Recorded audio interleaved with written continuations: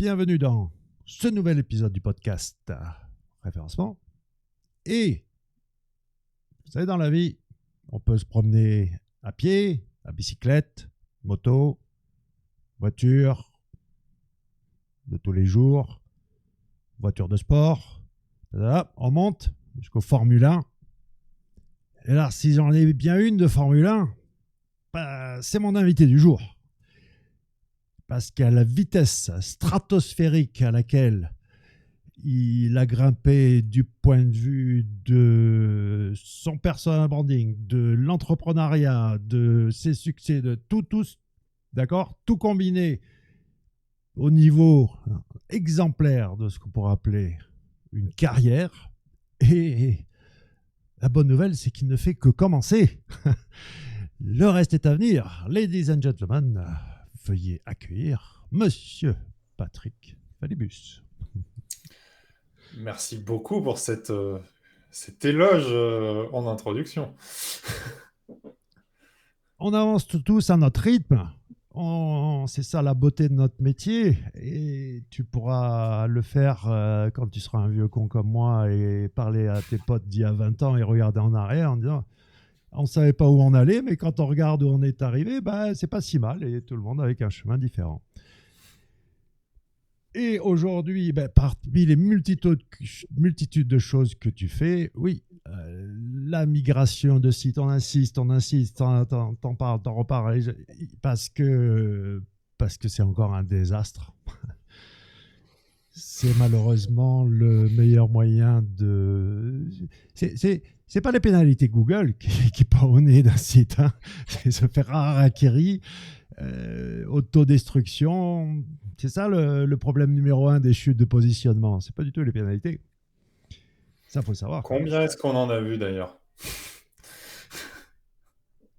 Et c'est ni les core updates de Google, c'est pas tout ça. Le problème, c'est que, allez, si on veut bien reconnaître quelque chose, et surtout Google a vraiment aidé à ça, c'est que le web est moins du bricolage qu'avant, enfin les sites web, mais ça reste encore vraiment très artisanal et très du bricolage du point de vue de l'approche, quoi.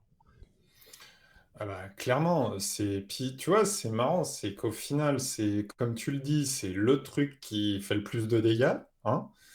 Et en fait, c'est un sujet qui est finalement assez rarement abordé. Donc moi, j'en ai un petit peu fait là depuis 1 ou 2 ans, j'en ai parlé un peu partout. Mais en vrai, ça fait plus peur que frétiller, dirons-nous.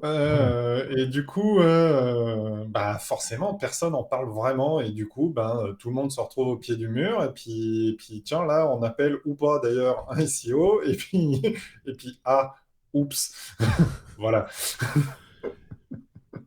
Mais tu vois, tu sais quoi, allez, ça fait un moment que je me dis, allez, je le fais pas, mais alors ça sera clairement pas le truc qui fera rêver tout le monde, hein, parce que le truc qui fait rêver, c'est les formations d'affiliation, de comment devenir riche sur Internet, etc., hein.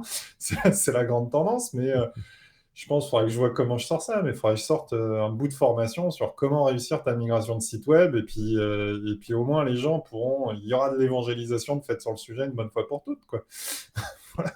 Tu as déjà fait ta part, qui est de sortir un outil dont on a parlé, hein, Swan.tools.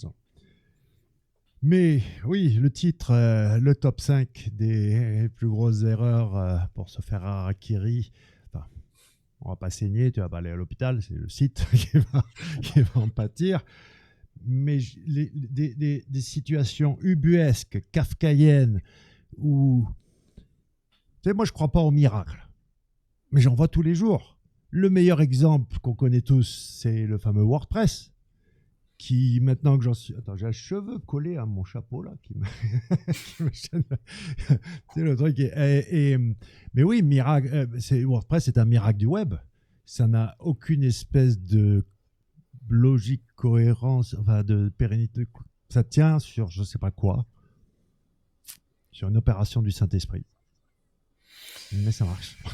Ça fait le job, voilà. Et en fait, sur le web, qui est finalement quelque chose de très peu normé, hein, Ouais. le web, il Tiens, commence à y rapproche-toi de avoir ton deux, micro un trois peu. trucs. Yes, il commence à y avoir deux, trois trucs d'un peu plus normés sur le web avec toutes les règles, tu vois, tu commences à avoir du RGPD, ce genre de trucs, mais en fait, sur la manière de faire du web ou du site web, tu as finalement assez peu de règles. Donc du coup, ben, un truc qui colle pas à des trucs d'ingénierie et de test façon Airbus, bah, ça tient, ça vit, et puis si ça fait le job et qu'il y a des gens qui sont contents dessus, bah, peu importe si ça respecte pas 15 normes ISO, ben, ça tient et ça a du succès. Voilà. Et ça donne WordPress. Ensuite, il y a des bonnes, mauvaises idées. Et c'est pour ça que le cocon sémantique est né de ces bonnes, mauvaises idées que type maillage d'air, type blog ou type site e-commerce, qui est catastrophique. Mais il y a aussi encore une fois, dans les miracles du web, là, je vois Shopify qui est en passe de remplacer WooCommerce. WooCommerce est le script numéro un de e-commerce au monde, hein.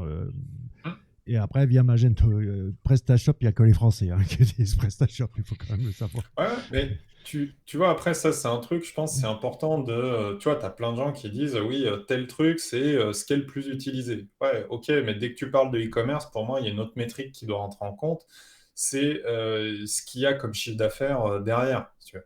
Parce que avoir 10 000 boutiques sur du WooCommerce qui vont faire, je sais pas, 1500 balles par mois, ça peut pas facilement se comparer, si tu veux, à dire que tu vas avoir X Magento qui, eux, il y en a peut-être 10 fois moins, mais s'ils font 100 fois plus de chiffre d'affaires, on n'est pas du tout sur les mêmes sujets.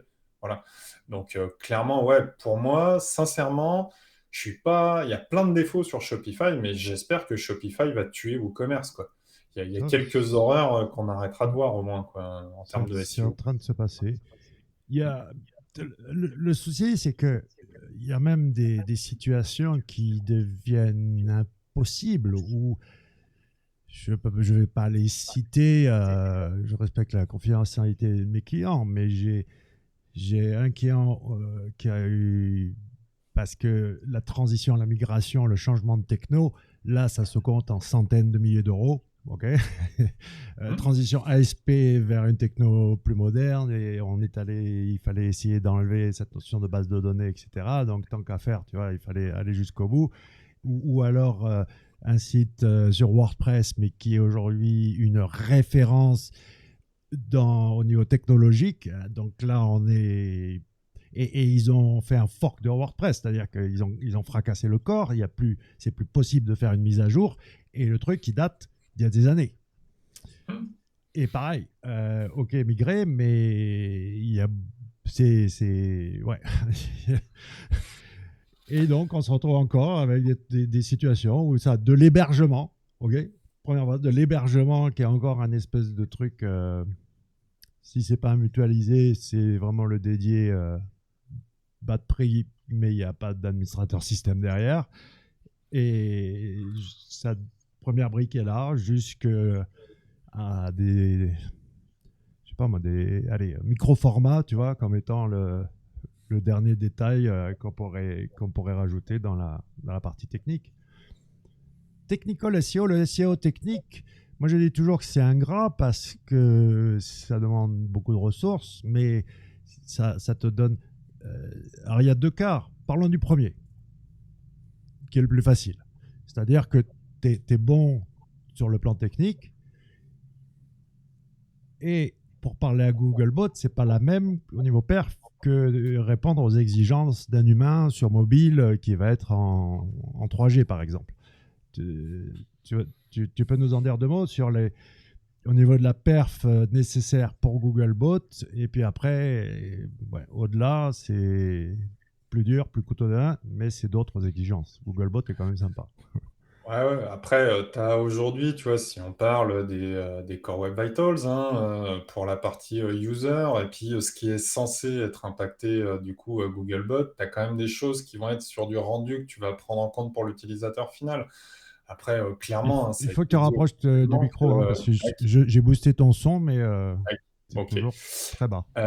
Du coup, si on regarde ce qu'a dit même ton grand ami John Mu, l'a dit en fait, les Optime Core Web Vitals, c'était à la marge. Euh, le truc prioritaire pour moi quand tu commences à attaquer un chantier de web perf, c'est est-ce que tu as du cache côté serveur, hein? Je ne parle pas de plugins de cache dans un WordPress comme des WP Rocket, etc., qui sont d'excellentes solutions si on parle de WordPress. Mais tu vois, de partir sur des vrais trucs avec un Varnish, un Redis, ce genre de choses, où là, bah, tu vas faire tomber ton time to first byte, il va tomber à 25 millisecondes si tu as un serveur costaud derrière. Voilà. Je suis à 0,04 secondes chargement d'un WordPress, ok? Voilà. Avec Pierre-Alain sur Works, 0,04 secondes. Hmm. Et oui, on utilise WP Cache ou je sais plus quoi, mais derrière, et en plus, impénétrable. Niveau sécu, il n'y a pas un bot, il n'y a pas un hacker, il n'y a personne, d'accord? Infranchissable, plus 0,04 secondes temps de chargeur. Euh, voilà ce que c'est que de prendre sa perf au sérieux. Tu sais que j'ai une image d'une ancienne vie où je me rappelle, j'avais des clients qui avaient fait coder un truc pour que leur site s'affiche vite. Ce qu'ils faisaient, c'est qu'ils faisaient des mises à jour du screenshot de la homepage. Et ils affichaient d'abord le screenshot de la home et après ils chargeaient le site en lui-même. Tu vois, c'était pour te dire où il y en a qui étaient. Ça date d'il y a 10 ans. Oui, mais regarde, il y a 10 ans, c'était encore des disques durs mécaniques, HDD, Ouais. et les gens utilisaient ces solutions de cache, sauf qu'en voulant résoudre un problème, ils en créaient un autre, parce que le cache était hébergé sur un sous-domaine, et le temps de latence pour aller chercher le cache sur un disque dur mécanique, ça faisait que tu avais ouais, une fois qu'il arrivait, il était chargé vite, mais le temps de latence et pouvait des fois aller complètement flinguer la perf. Mm. Temps de Mais latence. c'est la vraie différence entre de la gestion de cache où tu vas utiliser juste un module comme un WP Rocket hein, qui fait du job de te préparer une page en statique. Mais ça, par défaut, ça va te le stocker en fait en fichier. Donc c'est stocké sur du disque dur. Bon, ok, maintenant tu as du SSD, etc. Mais l'avantage d'une solution de cache côté serveur, donc ce que je disais, du Varnish, etc., c'est que du coup, tu as du stockage qui est dans la RAM du serveur.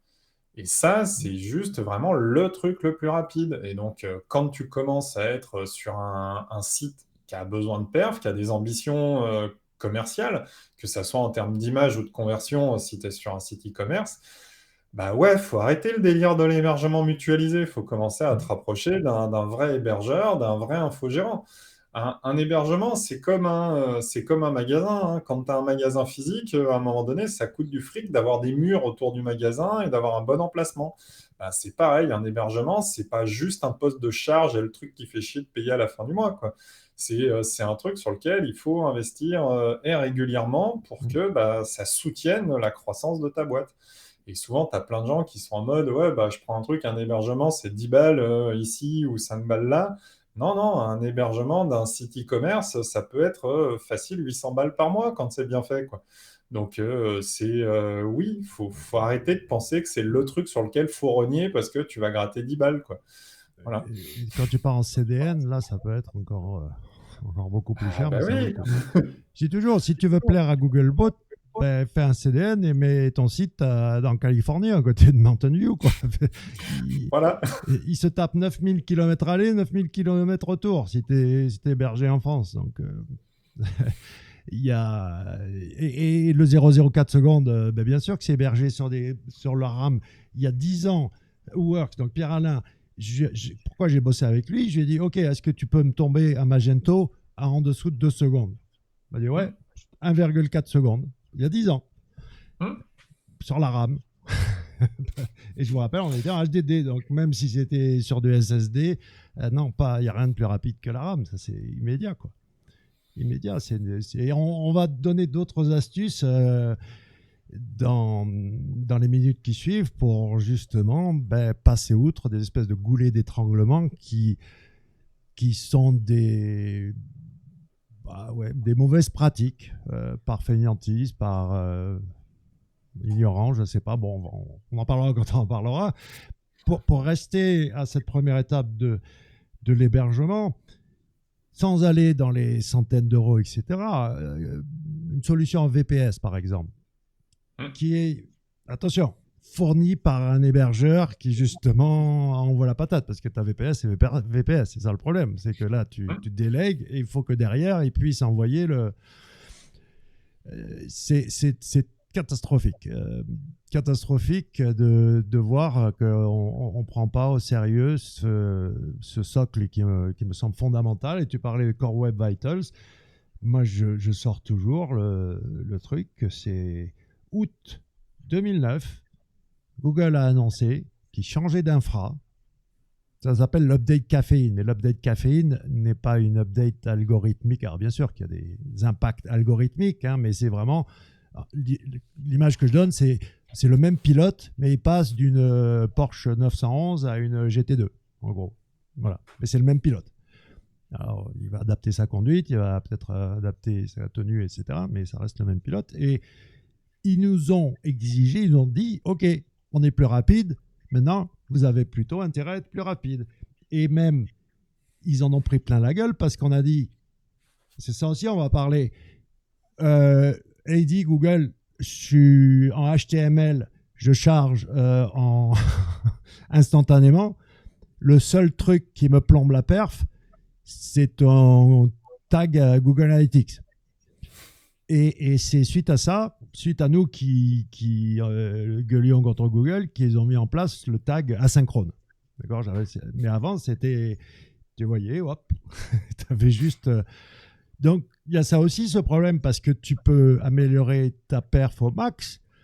Et après, je ne sais pas, tu as envie d'installer un plugin de chat, par exemple. J'en ai un dans le viseur, là, qui est un gouffre. Ou même, ça peut arriver, j'ai vu des boucles avec des bannières. C'est-à-dire, la page ne se chargeait jamais. Simplement parce qu'il y avait un appel à un service externe. Donc... j'ai vu des services externes où les gars, pour contrebalancer ça, parce que le service était critique, à la fois au sens critique dans le côté chargement, hein, ça fait partie du vocabulaire WebPerf, et critique au sens business, parce que le chat, faut qu'il soit là, où les mecs, régulièrement, en fait, ils faisaient des get pour aller chercher le script du plugin, l'héberger eux-mêmes, et au moins ils se disaient, au moins on l'a sur le serveur, on sait qu'il charge vite, ça n'a pas besoin de résoudre le DNS du truc, etc. Et ça vient pas me flinguer mes perfs. Je l'ai vu ça. Bon, après, là, on commence à être dans de l'extrême, mais tu peux aller jusque-là, quoi. Alors oui, après moi je dis toujours, écoute, vous achetez un produit, militez, ok. Il faut que ces gars-là, c'est pas ton problème, c'est le leur. Ces boîtes qui sortent, bien sûr que tout le monde en sort un produit, on l'affine au fur et à mesure, mais puis en plus, tu l'as vécu au début de Bootcamp, c'était compliqué, hein, de faire du streaming. C'était pas comme aujourd'hui avec Zoom, hein. On avait Cisco et puis il y avait deux solutions, Webinar Jam et Webinar Ninja. Voilà, ça s'arrêtait là. Et c'était une... J'étais pixelisé, d'accord. Vous auriez dû faire des moi, screenshots. j'ai découvert le SEO Minecraft avec toi. Voilà, mais je crois que ça aurait aujourd'hui, tu vois, tu aurais fait des screenshots et tu le proposais en NFT, il y aurait du potentiel. Cela dit, pourquoi ça a duré aussi longtemps? Parce que je gueulais et puis ils me disent, on te file à moi gratos, d'accord. Attends, on améliore. Et de mois en mois, ils arrivent à... Ça avait duré plus d'un an comme ça. Donc, et puis en plus, il n'y avait pas d'alternative. Alors qu'aujourd'hui, c'est extraordinaire ce qu'on a. Même si en France, vous êtes encore à l'ère préhistorique du point de vue des infrastructures et certaines technologies. Mais bon, bref, ça, c'est un autre débat. On ne va pas parler politique aujourd'hui. Est-ce que... Alors, après l'hébergement, il y a effectivement un CMS. OK, voilà ce dont on a besoin. Alors, juste un petit mot pour conclure sur l'hébergement. On l'a un peu martelé, mais c'est comme en pédagogie, il faut répéter les choses. Un point qui est important, c'est si vous avez un business qui commence à marcher et que l'hébergement de base et que la technique, c'est pas votre métier, faites-vous aider. Voilà, prenez ce qu'on appelle un infogéreur, pour ceux qui connaissent pas, et qui va s'occuper de votre hébergement et faire les choses bien et qui sera capable de vous dire si là, vous avez un truc pas assez bien, parce que tout le monde peut prendre un VPS, même sur Vitaminé, ici ou là, avec des bonnes perfs. Ça, c'est pas dur. Mais après, il faut savoir bien le gérer et bien le paramétrer pour t'éviter des failles, etc. Et ça, c'est un job, c'est un vrai métier. De la même manière qu'en SEO, bah, les gens font appel à des experts quand ils ont envie d'aller vraiment loin. Bah, faut pas hésiter à faire la même aussi en hébergement. Voilà. Et je pense qu'on le dira jamais assez, ça. C'est chaque verticale dans nos secteurs a son expert.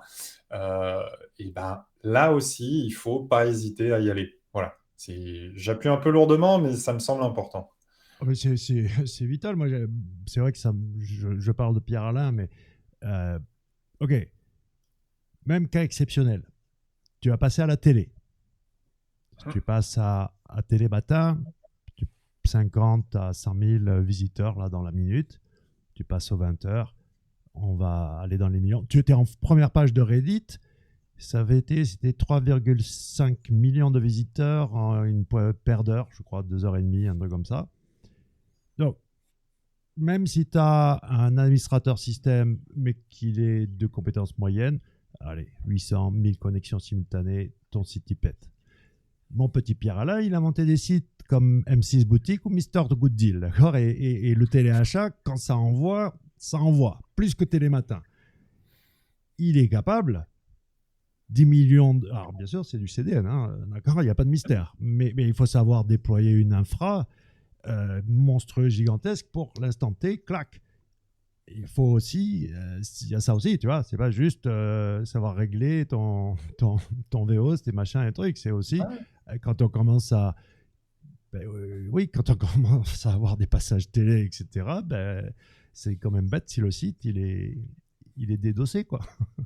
Grave, et tu vois, l'autre jour, il y avait sur M6, tu avais une émission, tu as le truc Patron Incognito, puis tu avais LDLC qui passait dedans. Je suivais le fil Twitter, c'était marrant parce que tu avais les mecs qui disaient, bon, bah, au moins pour une fois, il y a un site qui tient la charge d'M6 et qui est pas tombé, quoi. Mais les mecs, ils ont l'habitude de tenir des Black Friday et compagnie, donc bah ouais, ils ont un truc qui est dimensionné. Voilà, alors que d'habitude, tu regardes quand c'est d'autres styles de trucs, t'as tout le monde qui se rue sur le site en même temps et puis t'as le site qui s'écroule, quoi. Combien de fois on en a vu des screenshots sur des passages télé où tu vois le truc qui est tombé, des ouvertures de billetterie à l'époque pour des concerts où les trucs qui tombent. Enfin, il y a des solutions pour Il y ça. a, il y a Voilà. prescription, mais à l'époque, on était cons. On, on s'amusait à donc faire tomber le site avant l'émission, tu vois. C'est très con. On s'amusait, allez, hop. Alors par contre, c'est vrai que dans les mutus, il revient vite quand même le site. Ils ont quand même des systèmes où ça revient relativement rapidement, mais bon, à jouer au plus con avec des SEO, tu peux pas. On a un pouvoir de cliquer sans souris. Et donc oui, tu as mille fois raison, mais je comprends, je sais comment ça se passe. Et le problème, c'est que euh, les gens sont en mode macro, avec la tête dans le guidon. Les jours passent vite, les semaines passent vite, les années passent vite, et tu vas te retrouver avec des sacrés goulets d'étranglement qui font que plus le temps passe, plus le site grossit, plus le projet prend d'amplitude, et plus les zéros de vie pour la migration vont être nombreux. Ouais. J'ai résumé un peu Oui, oui, non, mais clairement ça. l'enjeu Bah, là. tu t'acquiers, c'est comme en développement, hein. On appelle ça de la dette technique, hein, au bout d'un moment, hein. Dette Si tu fais technique. trop un peu n'importe quoi sans être trop cadré, bah, quand tu as même un nouveau qui arrive sur le projet et puis qui ouvre le capot, bah, au lieu de voir un moteur bien entretenu, des fois il voit des bouts de scotch, de la ficelle, une bouteille d'évian, voilà. Et puis bon, ok, vous êtes sûr que je veux te mettre les toits là-dedans? Alors, Et voilà. Et c'est ce qui, d'ailleurs, c'est souvent, si tu veux, ce style de constat, quand tu as un mec qui débarque et qui voit, qui se dit, c'est quoi ce bordel? et qui dit, je crois qu'il faut qu'on fasse une refonte, tu vois, et qu'on reparte de zéro sur un truc plus propre. Souvent, c'est comme ça que ça démarre, hein, des chantiers de migration, hein. C'est un changement, soit un nouveau qui arrive dans la boîte, ou un audit, ou un truc, et qui à un moment donné, quelqu'un qui dit non, mais les mecs, on peut pas continuer avec ce truc-là, quoi. Là, faut arrêter les conneries, quoi. Et là, paf, t'as un chantier de migration qui démarre, quoi. Alors, test d'embauche, top pro tip pour embaucher un sysadmin. Moi, Pierre-Alain, quand il me parle, parce que là, Patrick nous sort quelques termes de jargon, d'aide technique, etc. Pierre-Alain, quand il me parle, les mots qu'il utilise, ils sont même pas dans Wikipédia, ok? Donc, ils sont même pas dans le petit Robert. Un sysadmin est dans la matrice. C'est sa place. Voilà. C'est là qu'ils habitent, c'est là, c'est leur territoire, c'est leur monde. C'est un monde très particulier. Et là, c'est marrant, je regardais du coin de l'œil, j'ai un X-Serve. Et rien quand on voit le système d'exploitation, et c'est pareil pour Windows, tu vois, celui pour la version sysadmin et la version publique, c'est même pas. C'est même pas comparable. On peut pas. C'est pas le même OS quoi. Mais moi ici avec la fibre et avec mes 2 millisecondes, voire 1 milliseconde de ping, puisque j'ai le data center en face, je serais un très très bon hébergeur dans mon quand Andorre se fait pas dédosser dans le plan global. Ce qui arrive une fois tous les 10 ans, donc ça va. On passe à la brique suivante et Yep. après on va faire ton top 5. Là, on Ouais. donne les bonnes pratiques, d'accord? Comment, dans l'ordre. Attends, même avant le CMS, moi je dirais déjà bien réglé au niveau du registre. C'est tout con, mais le nom de domaine, comment tu. Et l'emailing aussi, c'est encore plus délicat parce que là, c'est aussi un serveur qui répond. Mais toutes Ouais. ces Tu vois, choses-là. j'ai encore eu le cas pas plus tard que ce matin, tu vois. Ah oui. Où en fait il y a eu un changement, tu vois, on a récupéré un projet et tu vois, ça fait lien aussi avec l'aspect hébergement. Moi, ce que je dis, tu vois, il y a plein d'agences qui intègrent de l'hébergement, tu vois, en Hmm. termes de développement, etc. Voilà. Bon, moi, je dis toujours ça, vous le prenez chez un prestataire séparé, tu vois, pour être indépendant. Parce qu'après, quand tu vas vouloir changer de prestat, etc., tu te retrouves à avoir tes serveurs DNS qui sont gérés à un endroit avec un mec avec qui tu n'es plus forcément copain à ce moment-là.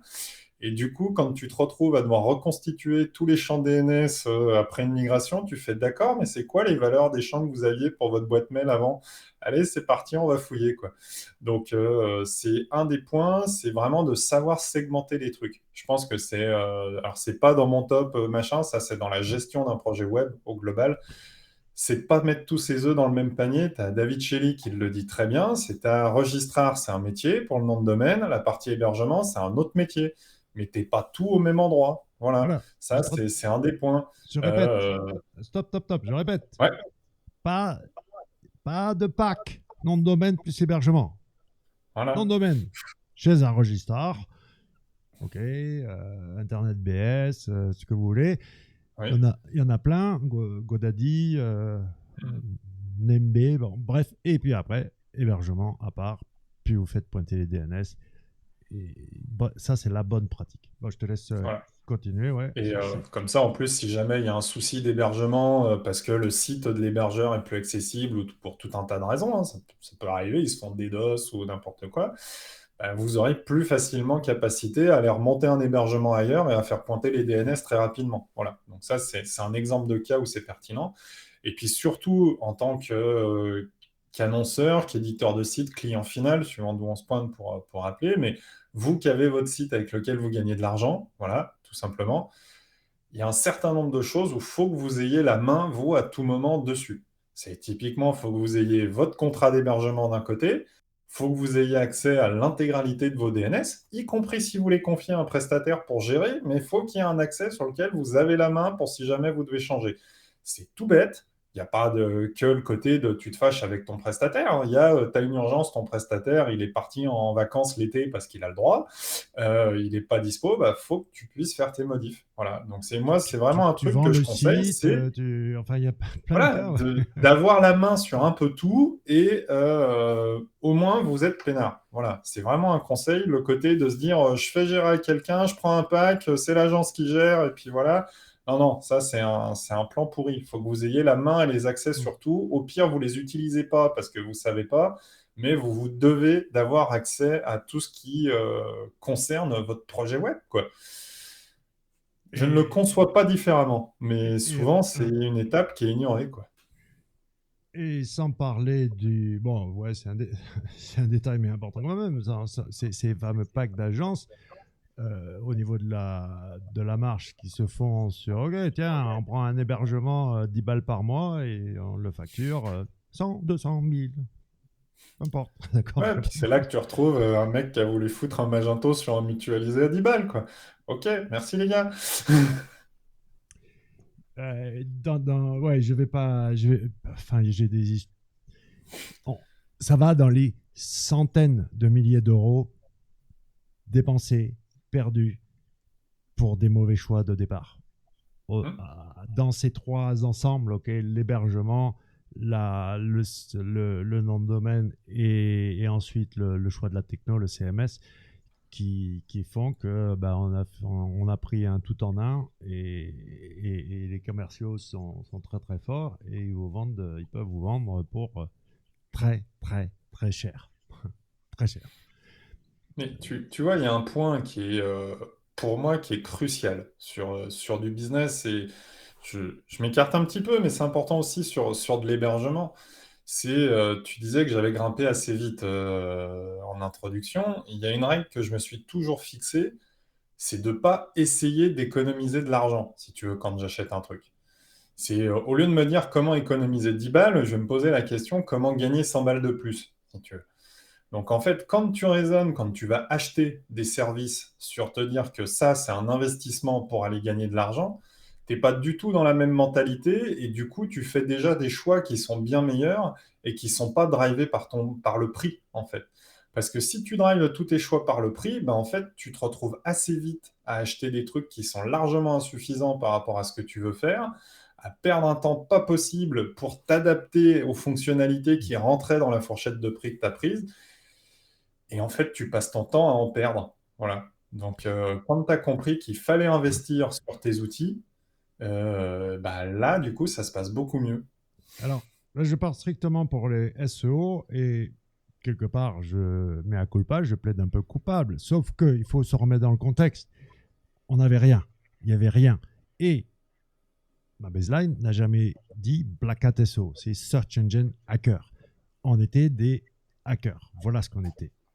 C'était les vrais SEO du début étaient des hackers dans tous les sens que vous voulez, mais c'était ça. Et ce qui fait que c'était quelque part le jeu de tout avoir gratos. Je te Hmm. raconte un rêve que j'avais d'enfant où je disais, wow, moi j'aimerais bien rentrer dans la FNAC et pouvoir prendre tous les disques et les livres que je veux sans avoir à payer. Et ensuite, le peer-to-peer, téléchargement en peer-to-peer est arrivé. C'est Et mon arrivé. rêve est devenu réalité. Mais cet esprit hacker, ça ne veut pas dire qu'il faut être radin. Et je me rappelle, le premier exemple, c'est les proxys. D'accord. Ça va bien 5 minutes les proxys gratuits. Mais pour une poignée de dollars, tu... non, là, l'état d'esprit du hacker, c'est pas du tout ça. Là, c'est de la bêtise. Okay, c'est une pure bêtise. Donc oui, je crois qu'il y a encore ce Roland, tu vois, cet esprit d'il y a 20 ans, de dire, bon, ben, c'est une fierté d'arriver à bidouiller, à toujours trouver des systèmes.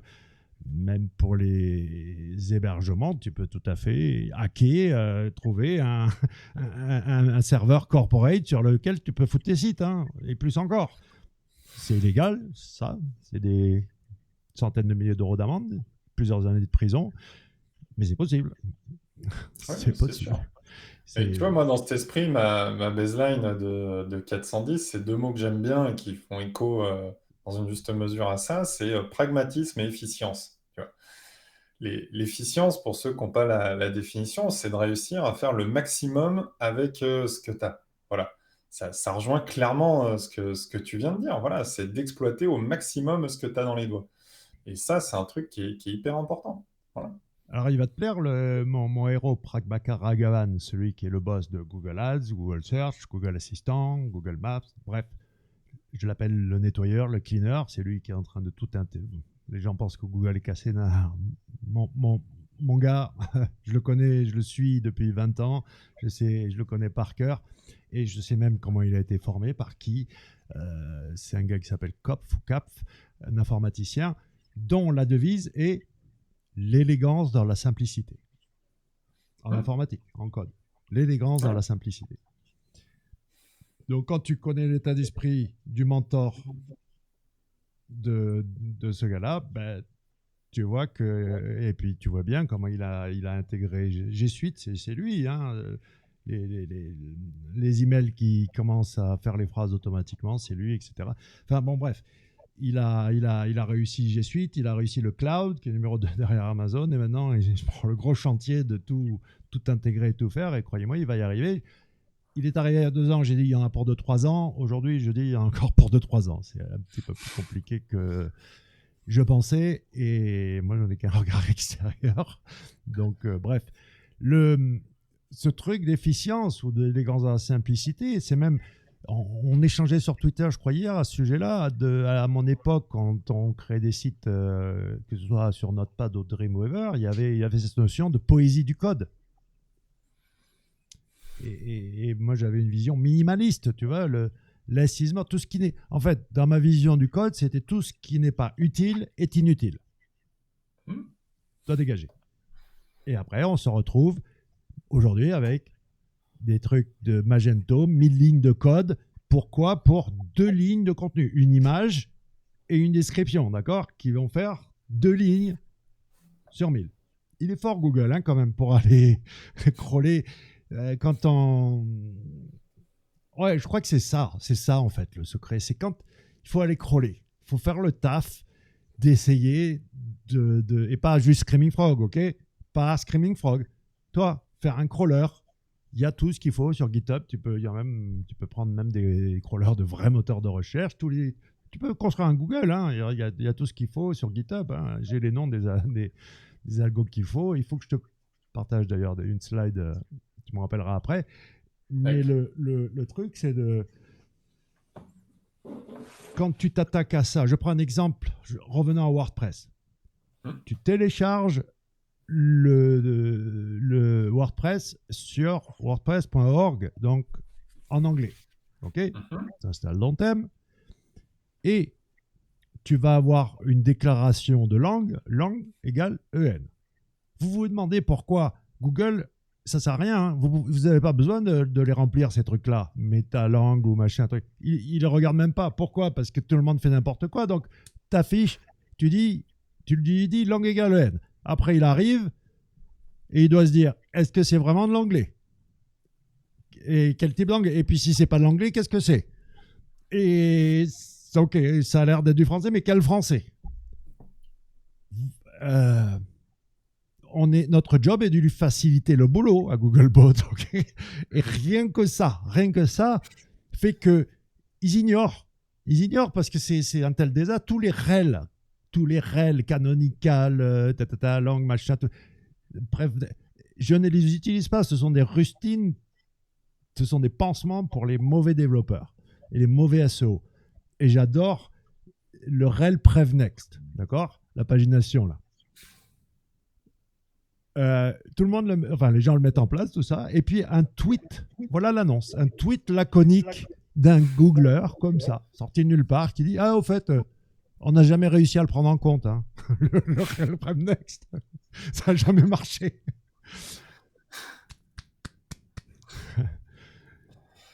Tu regardes, je me rappelle ces Durf un jour quand on parlait avec le charme qui est le sien, c'était de dire voilà, un site, Près du micro. quand tu l'audites, tu le fous dans le W3C Validator. Ouais. Et tu regardes combien il y a de trucs qui te pètent à la gueule. C'est pas s'il y a des trucs qui pètent, hein. C'est combien il y en a qui pètent la question. Et les trois quarts du temps, tu vas te rendre compte que ouais, c'est moche, quoi.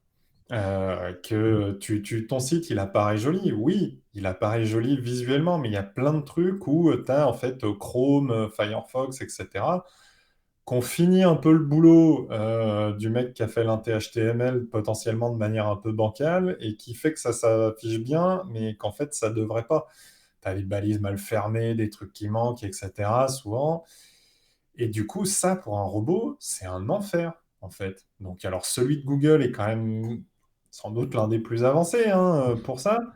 Mais quand tu fais, toi, ton crawler, et nous, on l'a vu au début, on a fait Swan, t'envoies des horreurs. Hein. Où t'as quelqu'un qui dit, ouais, j'ai mis mon site dans ton projet, mais là, ouais, non, mais mec, t'as vu la gueule de ton code, là? Et donc, c'est... Non, non, t'as des trucs, ça devrait pas être montrable. Pour revenir sur W3C, concrètement, tu as à peu près un tiers des préconisations de W3C qui sont directement liées au SEO, mais l'objectif, c'est même pas d'avoir le petit bouton jaune. Ça, c'était avant. On était très fiers de pouvoir afficher le site était, voilà, a été validé W3C. Rien que le cheminement, rien que nettoyer, et en plus, ça se répare en cascade, tu le sais bien. Donc, rien que essayer de réparer le plus possible, c'est déjà énorme. Sans aller jusqu'à la perfection, réparer le plus possible et vous allez voir, même si la liste fait 2 km de long, ça se répare aussi en cascade. Donc de toute manière, ça c'est pas aussi intimidant qu'il n'y paraît, mais on en revient toujours au même problème. À la fin de la journée, tu vas être bloqué par les plugins mal développés et tatati et tatata, les thèmes et tout ce que tu veux que tu utilises et tu Loi de répares Pareto. et la mise à jour va niquer tes réparations. Et Ça, du coup, loi de Pareto, tu trouves les 20% importants qui vont régler 80% de ton problème. Et puis pour le reste, tu vois après souvent parce que là, déjà, tu as déjà fait une bonne partie du chemin, quoi. ouais, mais moi, ça, sur WordPress en particulier, moi, ça me fatiguait justement de devoir re-uploader tu vois, les changements, etc. Ce qui fait qu'au bout du compte, tant pis, ça, je ne l'utilise plus, je change de ça, machin. Parce que les gars sont pas rigoureux, quoi. Et puis, ouais, tu as raison de mettre en avant le W3C qui a toujours été au cœur de mes audits SEO. Et on a tendance à l'oublier. C'est Fred Bobet dit toujours, oui, Google est un très bon agent ouais, c'est ça, agent de qualité, c'est ça, de contrôle qualité, ouais. Hmm. Contrôle qualité, mais W3C est en amont, je pense, une très bonne préparation, un pré-check au contrôle qualité Google, quoi. On avance. On va passer rapidement sur le choix des CMS parce que c'est infini. Mais personnellement, on me pose souvent la question. Moi, j'ai très très peu de clients qui utilisent des CMS voilà, qui sont disponibles. À partir d'un certain niveau, oui, c'est du sur-mesure et avec tous les problèmes que cela entraîne aussi. Quand tu dépends d'un développeur qui n'a pas commenté son code, qu'il a rajouté des couches, qu'il a trafiqué, ça va du site web, mais je connais même des logiciels, je connais même des outils web où c'est une catastrophe parce qu'on ne sait pas de quoi demain sera fait. Et là, pourquoi les gens disent Google est cassé? Comment ça se passe? Je vous ai dit, Pragma Karagavan, c'est le nettoyeur. Il ne fait pas dans la dentelle. Donc, il va dire, toi là, parce que les deux anciens à la tête de Google, il y en a un qui est parti à l'éducation, l'autre qui est parti dans un labo d'intelligence artificielle. Et il n'y a pas eu de période de transition, d'accord? Tu as 15 minutes pour nettoyer ton bureau et un agent de sécurité t'escorte hors de l'immeuble, du building. Et puis le mec, il va dire, OK, toi, Mike, dégage. Hey, John, vas-y, prends sa place. Et tu sais très bien que le machine learning, c'est tu te trompes d'un 0 et d'un 1 et pas de boum. Mais bon, Ils s'en foutent. Qu'est-ce qu'ils en ont à faire que ça déconne pour certains sites web à l'échelle industrielle, à taille de Google, il n'y a rien qui déconne. Ça marche très très bien. Les effets de bord, comme on dit poliment, ça a un mot. Ça s'appelle bug. Ok. Dommages collatéraux. Effet de bord. Dommages collatéraux. Mais les dommages collatéraux, ça fait un peu guerre. Tandis qu'effet de bord, tu vois, ça fait poli. Ça fait... Donc, ouais, tu as quelque chose à dire quand même sur les CMS ou... Ouais, si. Enfin, le choix, bien sûr que oui, les grosses structures vont tout avoir des trucs sur mesure, clairement. Après, je pense pas que ce soit la majorité des gens qui verront ce podcast qui seront dans ce cas-là. Donc, demain, si vous êtes sur un CMS, et là, en disant ça, je fais vraiment abstraction de toute affinité financière que je peux avoir d'un quelconque ordre. Pour moi, le choix d'un CMS, il doit se reposer, pardon, sur les critères. C'est quelque chose que vous allez être capable de maîtriser et d'exploiter en interne. C'est pas forcément avec des développeurs, etc., mais c'est un truc que vous savez utiliser au quotidien et avec lequel vous allez être performant. Ça doit être ça le critère. Demain, vous êtes super balèze avec, je sais pas, un WordPress, un Drupal, un Joomla, peu importe, sortez un Spip, soyons fous, tu vois, on va sortir des vieux trucs. Si vous savez bien utiliser ce truc-là et qu'on vous dit non, il faut que tu passes sur un WordPress ou un truc que j'aime bien comme un Magento ou peu importe, si l'autre truc, tu sais pas l'utiliser et que tu vas perdre du temps, c'est pas forcément une bonne idée. Voilà. C'est partez sur un truc que vous allez être capable de continuer de faire du fric avec. Voilà. C'est important de se rattacher à ça et de pas faire des effets de mode. Voilà. C'est pas parce que vous avez vu 15 pubs pour Webflow, pour PrestaShop, pour machin, qu'il faut Wix. migrer dessus, qu'un développeur vous dit d'aller là-dessus. Non. C'est voilà, c'est est-ce que vous allez être à l'aise sur ce truc-là et que vous êtes capable du coup de continuer d'être efficace en l'utilisant. Et derrière aussi, si c'est un truc avec des développeurs, est-ce que c'est une techno où bah, il y a du monde qui bosse sur cette techno et pas juste un effet de mode de l'énième mec qui s'est dit tiens, je vais sortir un framework, sinon j'ai raté ma vie. Et puis dans 3 mois, vous cherchez un autre développeur et il n'y a personne qui fait ça. Voilà. Donc là, si allez, il y a un truc pour moi qu'il faut vraiment éviter, c'est les CMS propriétaires des agences. Voilà. Ça, c'est le truc qui a un plan pourri. Après, prenez en vrai ce que vous voulez, Ouais. mais le CMS propriétaire de une agence, vous êtes foutu parce que si pour X ou Y raison, vous n'avez plus envie de bosser avec cette agence, ben, vous êtes coincé. Et la migration, vous bouffez migration de données, migration de machin, même si le site marche bien. Donc, c'est vraiment le truc. Si je dois dire un truc à éviter, c'est ça. Voilà. C'est très juste, ouais, c'est ça. Que ça puisse, donc, que d'autres développeurs puissent prendre la main facilement. Je dis bien facilement, d'accord? Un développeur pourra toujours prendre la main, mais plus ou moins facilement. Et deux, oui, qui est quand même une communauté derrière, qui est quand même quelque chose d'autre que, et pas forcément open source. Hein. Il y a des choses payantes avec des communautés derrière, mais hyper important de ne pas être dépensé. C'est exactement comme si on ouvre un resto et qu'on ne sait pas faire la cuisine. Exactement. Et qu'on est tenu par les bollocks, par le cuistot. Et c'est lui qui peut même vous flinguer votre business s'il en a envie, quoi. Et puis derrière, tu as Philippe Etchebest qui débarque. Donc ça, c'est le SEO de service. Et puis qui vient gueuler et dire c'est quoi ce bordel? Voilà. Ça, c'est le consultant. C'est moi. Ça, la définition d'un consultant, on est payé pour annoncer le plus poliment possible les mauvaises nouvelles. Voilà.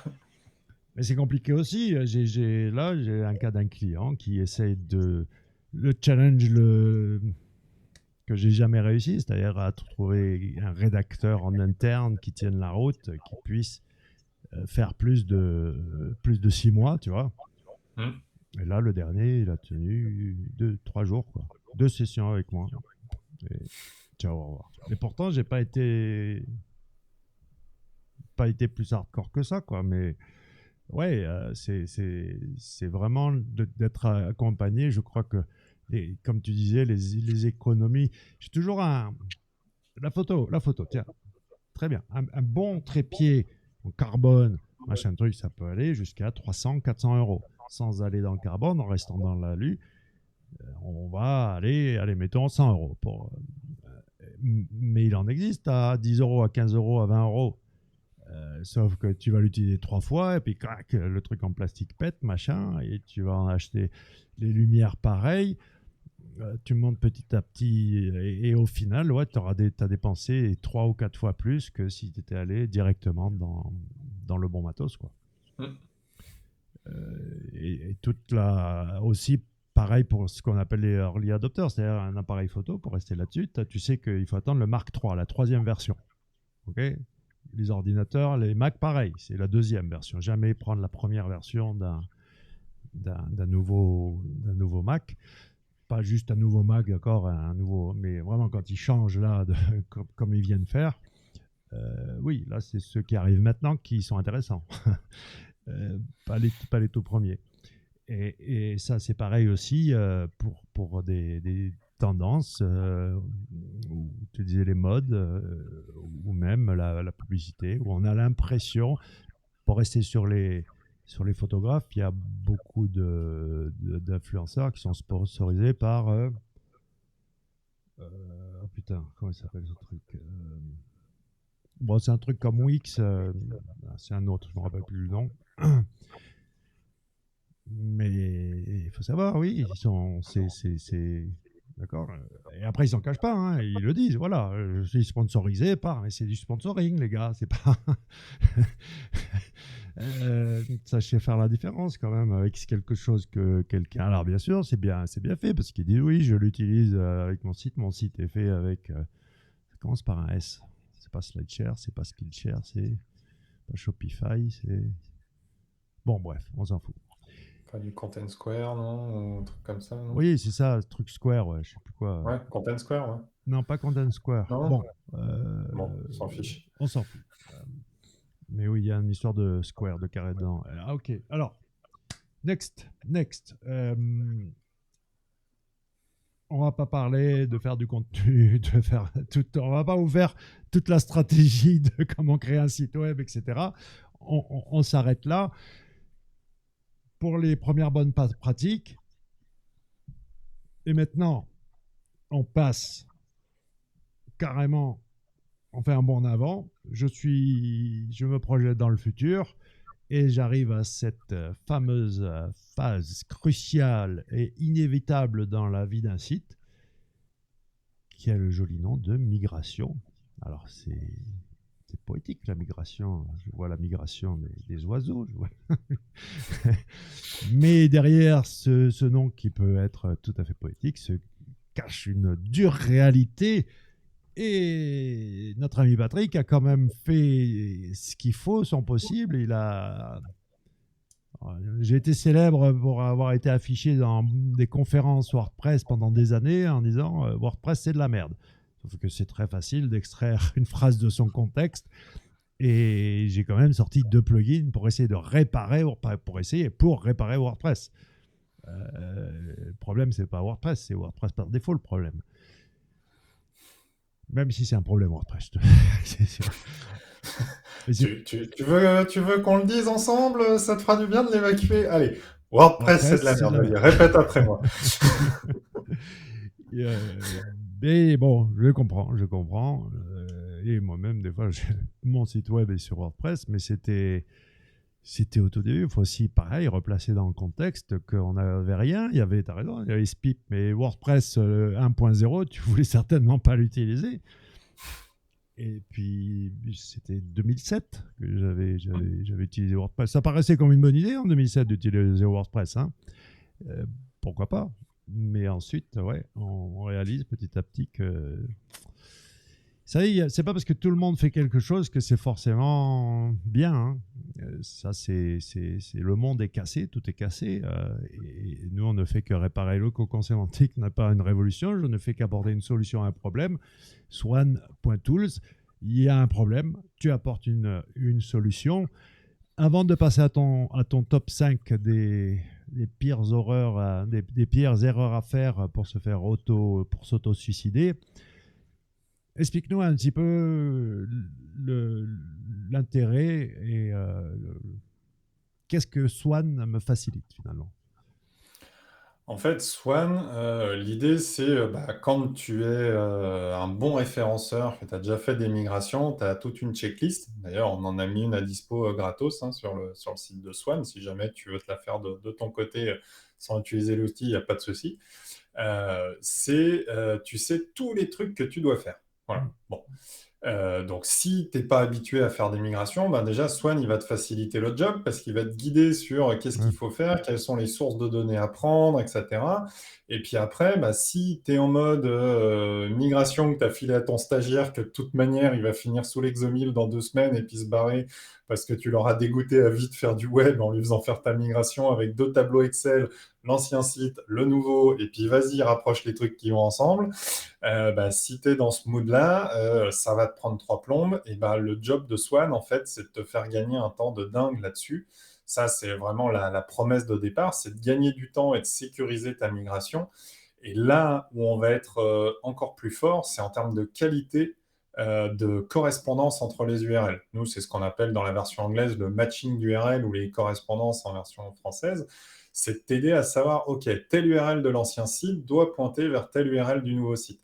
Ça, Swan, on est capable de te calculer et de dire, au sens moteur de recherche, en tout cas, et sémantique, l'URL qui est la plus proche de celle-là sur ta nouvelle version de site, c'est celle-là. Voilà. Et évidemment, on va te proposer d'aller purger tous les contenus parasites que tu as dans ta page, tous les trucs de ton méga menu, de ton footer où il y a plein de mots qui viennent foutre le bordel. Ben, on est capable d'exclure ça. Et il y a même des features très avancées où on est capable d'aller prendre un tout petit bout dans ta page. Et si on identifie exactement le même petit bout sur les 2 versions du site, de dire, écoute, les deux là, elles vont ensemble. Typiquement, si tu as 2 e-commerce, tu vas foutre ton SKU, tu sais, sur un bout de ta page. Si tout le reste de la page change ou que tu supprimes tout le contenu, on est capable d'aller te dire, OK, là, telle fiche produit avance, c'est celle-là. Et on est même capable de te fusionner des sites entre eux. Voilà, si tu veux. Donc, en fait, on a réfléchi à toutes les problématiques que tu pouvais avoir quand tu fais un site et une migration de site. Et on s'est dit, on va faire un truc guidé qui va permettre à tout le monde d'aller plus vite, de sécuriser ça. Et puis, on l'a fait en marque blanche sur Swan.tools parce qu'on sait qu'on a plein de confrères qui sont dans des agences SEO et puis bah, qui voudraient pouvoir utiliser un outil qui leur facilite la vie sans afficher notre logo. Donc, du coup, on l'a fait sur ce nom-là, et puis qui a un nom marrant d'ailleurs, Swan. Je t'ai déjà expliqué le pourquoi de Swan? Si, mais on était bourré. Vas-y, redis. Vas-y. En fait, à la base, je voulais trouver un nom d'oiseau migrateur. Donc, en oiseau migrateur, je pense aux hirondelles. En plus, j'avais des nids d'hirondelles devant la fenêtre de ma chambre quand j'étais gamin. Puis je me dis, bon, le truc, il faut que je le sorte à l'international quand même. Sinon, c'est pas drôle parce que j'avais repéré qu'il n'y avait personne dans le monde qui avait sorti ça, quoi. Et puis, bon, bah, du coup, je me dis, tiens, hirondelle, ça se dit comment en anglais? Et puis là, je fous ça dans Google Trad, hein, classique. Et puis là, je vois que hirondelle, ça se dit swallow, qui correspond à avaler, pour ceux qui... Voilà. Je me suis dit, on va peut-être chercher un autre nom. Du coup, j'ai cherché un autre oiseau qui migrait et j'ai fini sur le cygne. Il y a quelques espèces de cygnes qui migrent dans l'année. Donc, je me suis dit, allez, on va prendre ça, ça fait un nom simple. Voilà l'origine du nom Swan. Voilà. Oui, alors ouais, ça me fait penser effectivement aux gens qui vont perdre du temps sur le logo et le nom du produit, alors qu'en fait, Nike, Google, Apple, Swan, c'est vrai il faut que ça claque, il faut que ça se retienne, etc. Mais la signification regarde bien souvent le créateur et ça n'a pas besoin de... Bon bref, c'est du branding, c'est autre chose. On reste en focus, n'allons pas Ouais. digresser comme... Et en fait, tu vois, pour te donner une idée, avec Swan, j'ai fait le test. Bon, quand as l'habitude d'utiliser l'outil, hein, c'est moi qui le fais, donc c'est forcément un poil subjectif. Mais si tu as un site, tu vois, un site WordPress classique, allez, je te parle pas d'un Google News où il y a eu 15 000 contenus, mais tu vas être, allez, les 3 quarts, le ventre mou va se situer entre 50 et 150 pages, en gros, des sites WordPress hein, sur lesquels et tu peux déjà avoir des belles catastrophes hein, en migration. Bah, un site comme ça, avec Swan, on est capable de te faire la migration en 10 minutes. Voilà. Allez voir, il y a une vidéo hein, sur la page d'accueil de Swan, elle est publique, elle est sur YouTube, tout ça, où je fais en live sans montage une migration complète d'un site en 10 minutes. Voilà. C'est une belle promesse quand même. Ah ben oui, moi il faut que je fasse la démo de comment je monte un site en, en 5 minutes avec Rank for Win, quoi. C'est aussi la réalité. Et en plus, moi c'est même production de contenu comprise. 200 000 pages, 5 minutes. Mais j'en reste là sur la manière dont le contenu est rédigé. Donc voilà. Le, de pouvoir économiser autant de temps et en plus de sécuriser le workflow, la checklist, petit 1, tu fais ça, c'est là où on voit, moi, qu'il y a les deux cultures, tu vois, anglo-saxonne et plus spécifiquement américaine et encore plus spécifiquement new-yorkaise. New York, c'est pas le reste des États-Unis.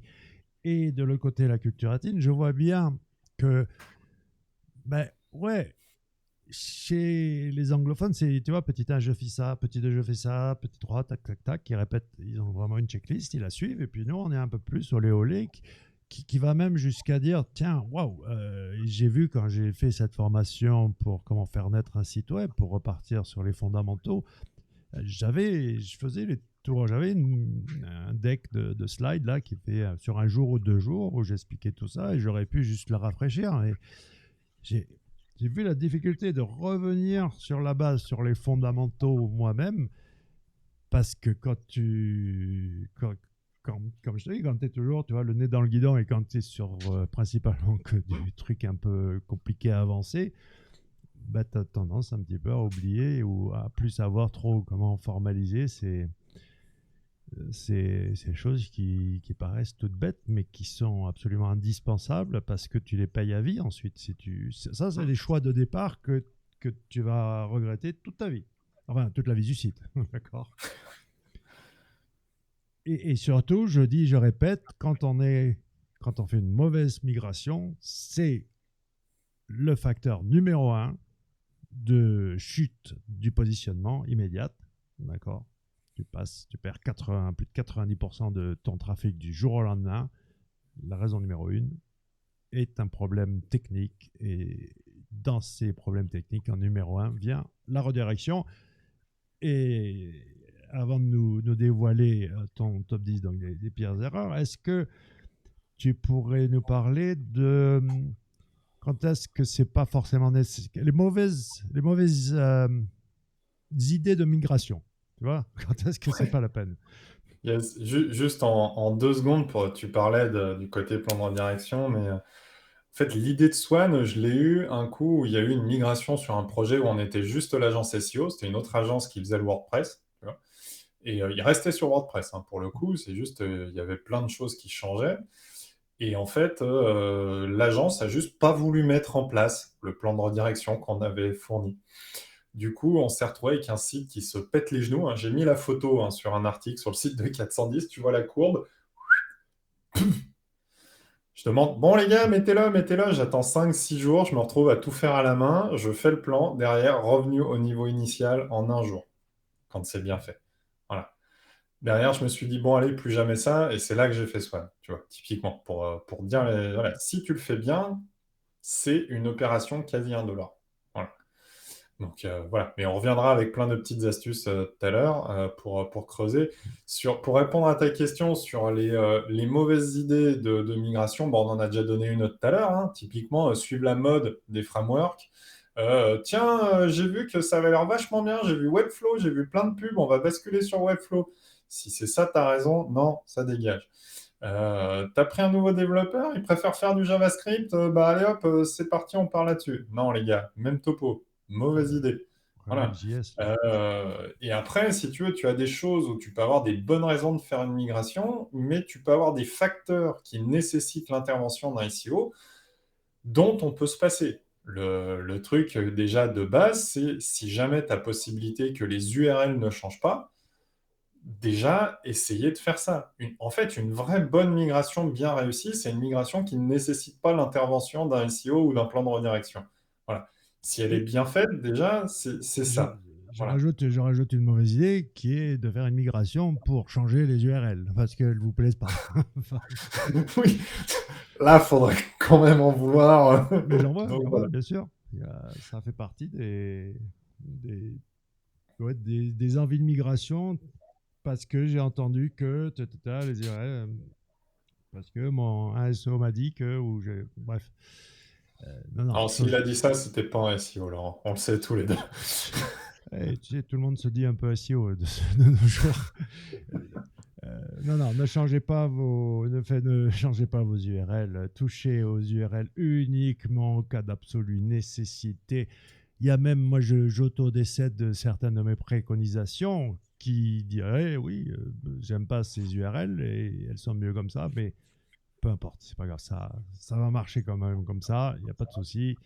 Euh, Peut-être éventuellement dans le futur, s'il y a une vraie raison de faire une migration, pourquoi pas éventuellement changer aussi les URL, mais c'est pas une raison suffisante. Et puis aussi, il y a le fameux, je pense que, comme tu dis, voilà, les modes, mais aussi ça, c'est les influences. Et puis, mon petit neveu à Noël, il m'a dit, il est SEO, il a, il m'a montré, il fait 500 000 euros de chiffre d'affaires sur Amazon. Chiffre d'affaires, j'ai bien dit. Et là, je crois qu'Amazon, en plus, a divisé par deux je sais pas en France, mais aux États-Unis, les commissions. Bon, bref. Euh, Je pense que peut aller jusqu'à très haut niveau de très très belles entreprises qui, qui malheureusement peuvent partir de par des influences diverses et variées. Ça peut être du lobbying, du marketing qui sont des créatifs par rapport aux ingénieurs ou aux développeurs.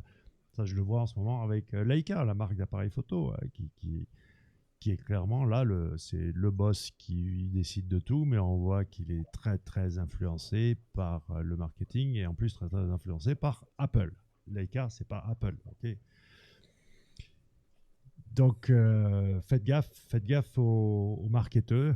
Je sais de quoi je parle. Faites gaffe aux créatifs. Okay. Attention aux créatifs. Ils peuvent vous emmener dans des contrées, dans des endroits, dans des idées qui. Et surtout, appelez votre SEO afin de faire. J'ai plusieurs cas comme ça et un encore récemment où on ne m'a pas contacté en amont et je ne fais que constater le désastre, le pire de tous. Je ne sais pas si on n'avait pas déjà parlé, c'est un exportateur, un client américain qui exporte des voitures américaines et il m'appelle, ouais, mon cocon sémantique, mon machin, tout ça, tout s'est cassé la gueule, je suis pénalisé par Google, ça marche plus. Ok, je regarde le site et puis à la tronche du site, je me dis, voir code source, il n'y en avait pas de code source. Ok, pas de code source. À pas code source, à rien pour Googlebot. Ça sent le site en JS. Voilà. Donc, désolé, hein. Désolé. Et depuis, pas de réponse, pas de silence. Donc, tout ça ben, c'est bien joli, mais ouais, contactez votre. En plus, si vous n'en avez pas, prenez-en un. Mais si vous en avez un, contactez-le avant, s'il vous plaît. Avant, pas après. Trop tard. Et j'ai eu des migrations difficiles. Je me rappelle d'un cas, un site au commerce, 9 propriétaires successifs. OK. Mes clients étaient les 9e. Non, là, c'est plus question de plan de redirection et tout. Il faut être capable de faire du backlink pour pouvoir rebooster des pages, etc. Là, et on a réussi. Hein, le site a explosé dans le bon sens du terme. Mais ça a peut-être été mon challenge le plus compliqué du point de vue des migrations. Parce que l'historique, laisse tomber, tu vois ce que je veux dire, quoi. Et puis oui, c'était impossible de remonter, et je remontais jusqu'au départ. Pourtant, il faudrait. Mais bon, bref. Allez, on attaque. Ouais. Ça fait 1 heure qu'on cause. Ce top 5. Yes. Enfin, pour les plus patients. On commence par le. Donc, tu l'as hiérarchisé, donc on commence par le moins. Par le 5e. Ouais. Ouais, le cinquième, bah, tu y as fait une super belle introduction à l'instant. C'est de prévenir ton SEO, si c'est pas le lendemain, même la veille, quoi. Ça, c'est une vraie connerie, quoi. Moi, je me suis même retrouvé d'ailleurs sur Swan avec des gars où je leur ai dit, bon, t'as moyen de retrouver un backup de l'ancien site, on le remonte sur un truc, et puis comme ça, on peut aller le crawler, et du coup, là, tu vas pouvoir faire ta migration. Parce que les mecs, ils m'appellent, ils me font, ouais, là, on vient de faire une migration et on voudrait faire le plan de redirection avec Swan. D'accord, mais pour pouvoir faire le plan, faut l'ancien site quand même, les gars, quoi. Vous avez déjà mis en prod? Oui. Ah, voilà. Tu vois, typiquement, ça, c'est le truc, c'est au-delà de laisser le temps au SEO de faire son plan de redirection, ça, c'est le niveau 1, si tu veux, de priorité sur les raisons de ne pas le prévenir la veille. Mais c'est aussi que le SEO, potentiellement, il va vous aider à bien la faire, la migration, peut-être justement à vous rappeler qu'il n'y a pas besoin de changer les URL, à vous dire, tiens, bah, on va préparer ça, comme ça, et vous évitez une partie du travail et des risques grâce à ces conseils en amont. Voilà, C'est ça j'en ai va une être bonne. typiquement la bonne raison de prévenir. Même au pire, il intervient une demi-journée pour coacher les équipes techniques en tout début de projet et puis un petit peu par-ci par-là, et il réintervient plus après. Mais un SEO, vous devez le prévenir au début du projet. Au pire, il vous dit, avec son savoir et ses compétences, qu'il n'y aura pas besoin de lui parce que vous allez faire ça, ça, et que ça sera tout bon, vous n'allez pas changer les URL, ok, nickel, mais prévenez-le en amont. Sinon, un SEO ne pourra pas s'engager sur la qualité de votre migration. Voilà. Alors, écoute cette histoire. Donc oui, on m'a prévenu en amont, mais donc, on me montre une maquette, d'accord? Mhm. Une image du nouveau design. Je dis, non, moi, il me faut quand même un code source, d'accord? Voir. Ok, pas de nouvelles. Et du coup, ils ont compris, il fallait que je voie le site, le code en prod. Donc, ils m'ont rappelé quand le site avait été, donc oui, euh, en ligne. T'avais ton code source, de quoi tu te plains? Ouais, mais c'est pas tout à fait ça que je voulais dire, quoi. J'aurais dû préciser quand même qu'il y avait une étape intermédiaire où je pouvais voir un code source avant que ce soit présenté à Googlebot, parce que c'est lui notre interlocuteur, en l'occurrence. Et Ça, c'est ça un... se... Oui, j'en profite. Faites-vous une migration en test. Ça peut se tester avant de passer en prod, une migration, c'est comme tout. Voilà, c'est partie des choses qu'on fait sur Swan, mais même sans utiliser Swan, hein. Tout ce que je vais vous dire là, c'est des choses que vous pouvez faire sans utiliser Swan, hein. Ça me paraît important pour donner de la valeur aux gens qui regardent cette vidéo. Euh, une migration, on peut tester avant de mettre en prod et valider que tout va bien se passer et qu'on n'a pas des 404 dans tous les sens. Donc ça fait partie des choses. Pareil, il y a une étape de recette, comme on dit, comme dans tout projet informatique. Voilà. Et est-ce que tu crois qu'il faut aussi en pré-prod avoir, du point de vue du serveur, déjà avoir un serveur qui soit bien configuré, qui soit bien... Parce que bien souvent, je vois ça aussi, c'est des serveurs, ils sont à la ramasse en pré-prod, c'est des trucs poussifs pour raison X ou Y, et on dit toujours, ouais, non, mais ça ira mieux une fois que ça sera en prod. Là-dessus, sur de la pré-prod, tu peux te permettre d'avoir des perfs légèrement différentes parce que bah, Là, je dis ça pas coûte légèrement, hein. super cher. Oui, oui, non, mais tu peux faire une économie d'échelle là-dessus. En revanche, et là, c'est plutôt ma casquette dev qui parle. C'est important d'avoir un environnement similaire en termes de bah, même version de PHP, même version d'Apache, etc. Voilà. Ouais. Ça, c'est typiquement le truc où derrière, tu te retrouves avec des comportements de prod et de pré-prod différents et tu te dis, mais pourquoi ça marchait en test? Voilà, bon, bah, tu as des choses dans la manière de gérer des redirections qui sont pas pareilles entre Apache et entre Nginx, entre Apache 2.2 et 2.4. Mais les versions Si tu... PHP, t'as raison, ça Ouais, voilà. c'est un gros point, quoi. Ah, ça marche pas. Ah ouais, bon. PHP.ini, ok. Donc, ouais, numéro 4. Numéro 4, bah, typiquement le côté où tu te sers uniquement d'un crawl. Voilà. Ça, c'est le truc bateau où bah, tu es peut-être bourré de pages orphelines en fait sur ton site. pour raison X ou Y, et des pages qui te font du trafic. Donc ça, c'est un des trucs que moi j'aime bien faire. Je les ai listés hein, que ce soit sur les deux sites que vous voyez juste en dessous là. C'est la liste de tous les trucs où tu vas chercher de la data. Si tu veux vraiment réussir ta migration, c'est pas juste tu lances l'ami Screaming Frog, hein. Bah, tu prends ça, certes, tu prends ta Search Console, tu prends ton Analytics ou ton autre truc qui te permet de suivre ton traf. Tu vas chercher un, voire plusieurs outils de backlink, hein, parce que si tu en as plusieurs, ben, va croiser les données. Tu croises un outil de suivi de mots-clés qui te dit sur quoi tu es positionné, et puis tu peux même aller jusqu'à bah, aller chercher de l'analyse de log et aller chercher toutes les pages sur lesquelles tu vois que ton ami Googlebot y passe. Voilà. Tu vois, je l'ai encore vu l'autre fois là. J'ai remonté, alors c'était pas une migration, j'ai remonté un Gnews. Et en fait, bah, tu avais un truc qui prenait absolument pas de backlink parce qu'on avait suivi tous les backlinks en remontant le site. Et puis là, bah, en faisant de l'analyse de log, je me rends compte que l'URL qui prend le plus de hits, mais c'est vraiment la deuxième URL qui prend le plus de hits, hein, donc un truc super vénère, et bah, en fait, c'est une URL que j'avais pas autrement qu'en faisant de l'analyse de log, quoi. Hmm. Et bah, ça, typiquement, c'est un truc au moment où je l'ai je l'ai redirigé, cette URL, le site, revenu. Et voilà. Alors, je ne sais pas pour toi, mais moi, quand même, je constate qu'en 2022, l'analyse de log est encore. Enfin, c'est pas. Ça devrait être aussi automatique que installer Google. Enfin, les gens installent Google Analytics, d'accord. Je suis pas fan, mais bon, ça me regarde. Entre parenthèses, Yandex Metrica, mieux. Pas pour les hauts commerces, mais pour. Bref. Et testez Yandex Metrica. Inscrivez-vous dans la console Bing. Inscrivez-vous dans la console Yandex aussi. Il n'y a pas que la Search Console. Vous en fichez de Yandex, mais la Search Console de Yandex, c'est pas mal. Bon, bref. Euh, j'ai quand même l'impression que on en est loin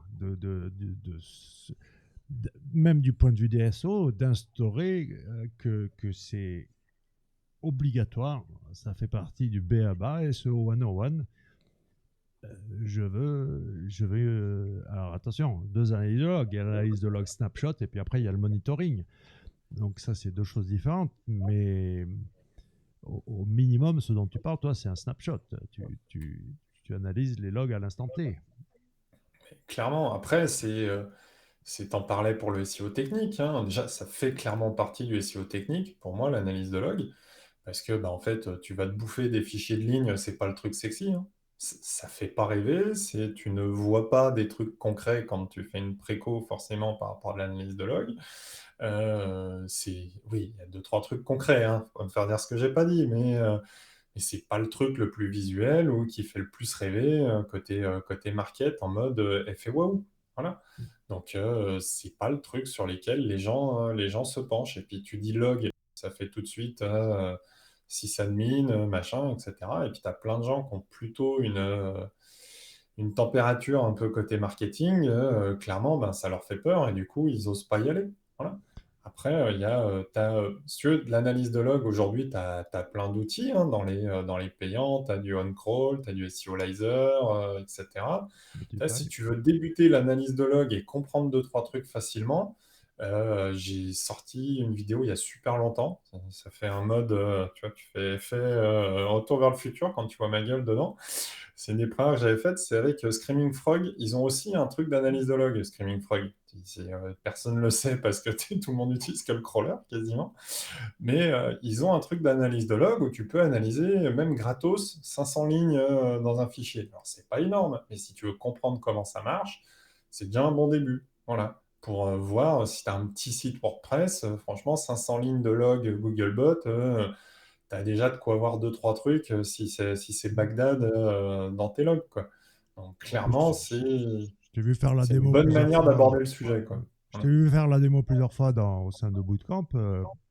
Honnêtement, c'est à la porte. Le plus difficile est d'avoir les logs. Okay, c'est ça. Et tu veux juste Googlebot. Tu veux pas tous les logs. Ouais, non, mais même aujourd'hui, enfin, tu vois, moi, je conseille aux gens qui ont envie de faire les trucs bien, tu te prends une licence sur le truc d'analyse de log de Screaming Frog. Ça va te coûter 100 balles par an. Franchement, c'est ridicule par rapport aux autres solutions d'analyse de log. Et choper des logs, en vrai, c'est pas la mort, hein. Même sur un mutualisé, tu regardes chez O2 Switch, tu chopes ça en 3 clics dans le panel. Je sais qu'il y a beaucoup d'SEO français qui utilisent de O2 Switch. Sur du mutualisé OVH, c'est pareil. Et après, je considère que les gars qui utilisent autre chose que des mutualisés, entre guillemets, mainstream, qui ont d'autres solutions, bah, du coup, avec ces autres solutions, ils sont aussi autonomes pour aller chercher les logs, quoi. Aujourd'hui, c'est quand même sincèrement beaucoup plus simple d'aller récupérer des logs. Et les outils, dans tous les cas, te font le filtre eux-mêmes pour te dire, tout ça, c'est pas Google, je le dégage, et tiens, regarde ton analyse de log. C'est ça, Screamify, il te le fait, mais voilà. Donc l'excuse des logs, en vrai, non, elle est même plus valable aujourd'hui, c'est compliqué à trouver, quoi. C'est vraiment à la portée de quelqu'un qui n'est absolument pas développeur d'aller les chercher. Alors Après, moi, prendre le temps de ouais. comprendre et de s'intéresser au sujet. Comme je dis, j'ai fait une vidéo qui explique tout pour franchement, 80% du job. Allez-y, quoi. Je milite auprès, j'en ai parlé à Kovan, Pierre Alain, il a en plus développé la solution, il n'a plus qu'à la mettre en prod et il faut que je le booste à ça. Un hébergeur, pourquoi il ne propose pas du monitoring de log? D'accord. C'est Kibana et Elasticsearch. Voilà. Ça, un Kibana. Et Logstash. Bon, bref, c'est pas du.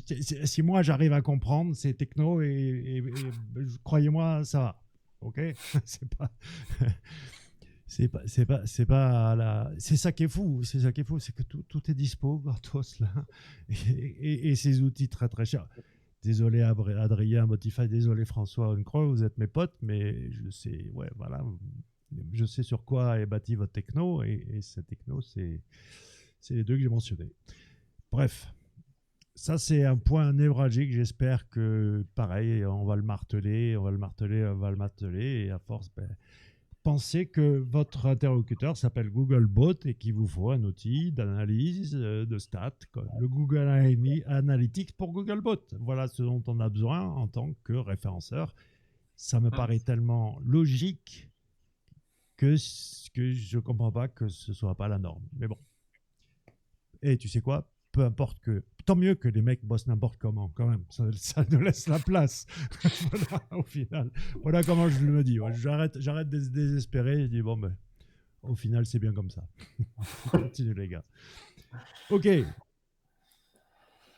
C'est On est au numéro derrière top le 3. troisième. On arrive au top 3. Voilà. J'ai pas comme Fred les effets spéciaux, là. Il a son Tu veux qu'on fasse un 3 Non, mais ce qui est marrant, c'est que quand tu lui parles, je le vois. La personne avec qui il parle n'entend pas les effets spéciaux. Donc Fred, il glousse tout seul, le public l'entend. Mais l'invité, le guest, lui, il est toujours sérieux. Alors que l'autre, il est en train de faire des bruits de mitraillette ou de grenouille. C'est Fred. oui, c'est le jeu. Mon Fred.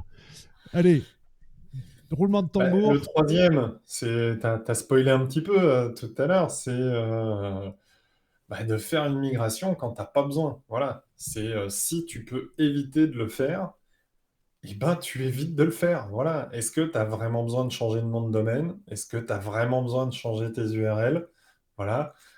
Ça, c'est vraiment des questions qui sont hyper importantes à se poser. Est-ce que tu as vraiment besoin de faire une refonte purement technique? Voilà. C'est savoir se poser la question de est-ce que c'est vraiment utile? Voilà. On est toujours à dire ce qu'il faut faire. Voilà, faut faire ça, faut faire ça, faut faire ça. Et tu l'as dit toi-même, des fois, est-ce qu'il ne faut pas auto-décéder la préco?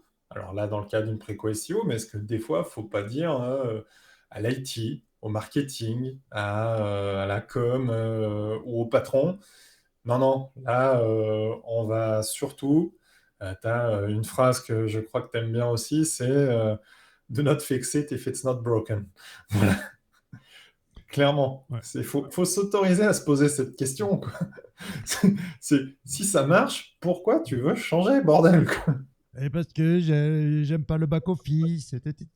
Bon, bref, oui, il y a des limitations, il y a des trucs que je peux pas faire. Je peux pas faire comme les autres et qui ont cet effet spécial qui me plaît tant. J'ai pas spoilé. Moi, j'ai la règle de 3. Quand je fais un cours, etc., les choses importantes sont répétées 3 fois. 3 fois. Quand c'est important, 3 fois, je le répète. Quand c'est important, 3 fois, t'as dit, c'est ça? Ouais, 3 fois. 3 fois, les choses importantes. Dans tout mon blabla, c'est toujours je fais attention au minimum de répéter 3 fois ce qu'il faut absolument retenir. Donc oui, pour la 3e fois, ne faites pas une migration sur le je pense que, sur ceci, cela, sur des parce que l'autre est ou même ah tiens le premier c'est ça aussi, je le vois beaucoup, tu vois le premier sur la thématique vient de faire une refonte. Tous, et alors il faut qu'on fasse une refonte. Et puis, on dit, ah ben oui, ok, alors démarquez-vous On va faire un truc bien comme il faut pour travailler sa différence, l'UVP, tout mon machin. Et au final, on se retrouve avec un ersatz de, de la- du meilleur ennemi, enfin de ce fameux concurrent qui nous obsède, et qui nous hypnotise, et que finalement, voilà. Bref, tout ce qu'il ne faut pas faire. Et quelque part, moi, je me dis, tiens, là, oui, je suis obligé, je suis acculé pour des raisons vraiment c'est même plus de déco, là, c'est des questions techniques.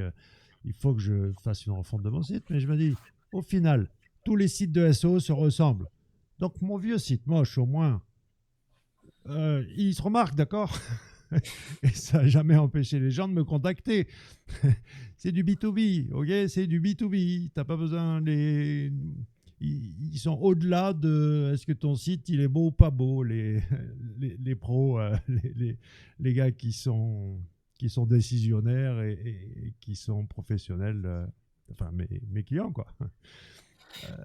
Donc, c'est sûr que après, moi, je dis c'est cyclique. Peut-être que ça va revenir à la mode. Je crois que c'était, qu'est-ce que j'ai pris, un look grunge. Je crois que c'était ça. Parce que j'ai bien vu là les pattes d'éléphant. J'aurais jamais cru que les pattes d'éléphant reviennent à la mode. Mais là, j'ai vu que les pattes Écoute, je d'éléphant crois sont que revenues. le cycle de la mode, je crois que c'est 30 ans, j'avais entendu une fois. Donc, écoute, ton site, il a combien maintenant? Il a 10 ans, un truc comme ça? Ouais. Bah, si tu tiens encore 20 ans, c'est bon, Ah ben tu, non, tu reviens. 2007. 2007. Ah, 2007. bah, 15 ans, t'as fait la Ouais. moitié du chemin, Ouais. Laurent. Dans 15 ans, Ouais. il revient à la mode. Allez. Mais ça m'a toujours fasciné, tiens, petit aparté, c'est est-ce que les marques du web, tiens, on voit là, Kawaii, 200 balles le Kawaii, tu te rappelles les Kawaii, t'avais pas de coût, tu vois, ça avait la capuche qui arrivait aux épaules. Et là, je vois que c'est 200 balles le Kawaii, jamais j'aurais cru au Kawaii Revival, comme au Fila Revival, tout ça. Donc, est-ce que des marques vont du web, tu vois, est-ce que Yahoo, un jour, dans 30 ans, 30 ans après, va redevenir mystère, on verra. Mais à suivre. Ok, nous arrivons donc. Suspense. Quel est, selon Monsieur Patrick Valébus, et je rappelle toujours que tout le monde a le droit à une opinion, mais toutes les opinions ne se valent pas. Et celle de Monsieur Patrick Valébus, en termes de migration, eh ben ça pèse son poids en or, en bitcoin, en Ethereum. Et quel est le numéro 2? Alors, le numéro 2, pour bien le comprendre dans son contexte, il s'adresse vraiment aux gros sites, hein. Ça, c'est d'aller tout fourrer le plan de redirection dans le point HT Access. Voilà. Ça, c'est quand même le truc, je crois que toi comme moi, on en a parlé à je sais pas combien de reprises.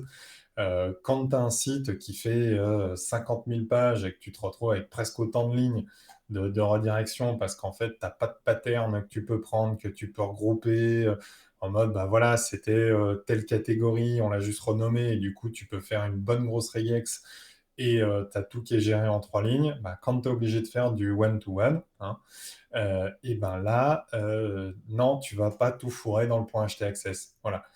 Et alors, il y a des gens qui vont dire, mais pourquoi moi j'ai toujours tout mis dans le point HT Access, ça marche bien, voilà. Bon, il y a des seuils, en fait, à partir duquel ça fout le bordel.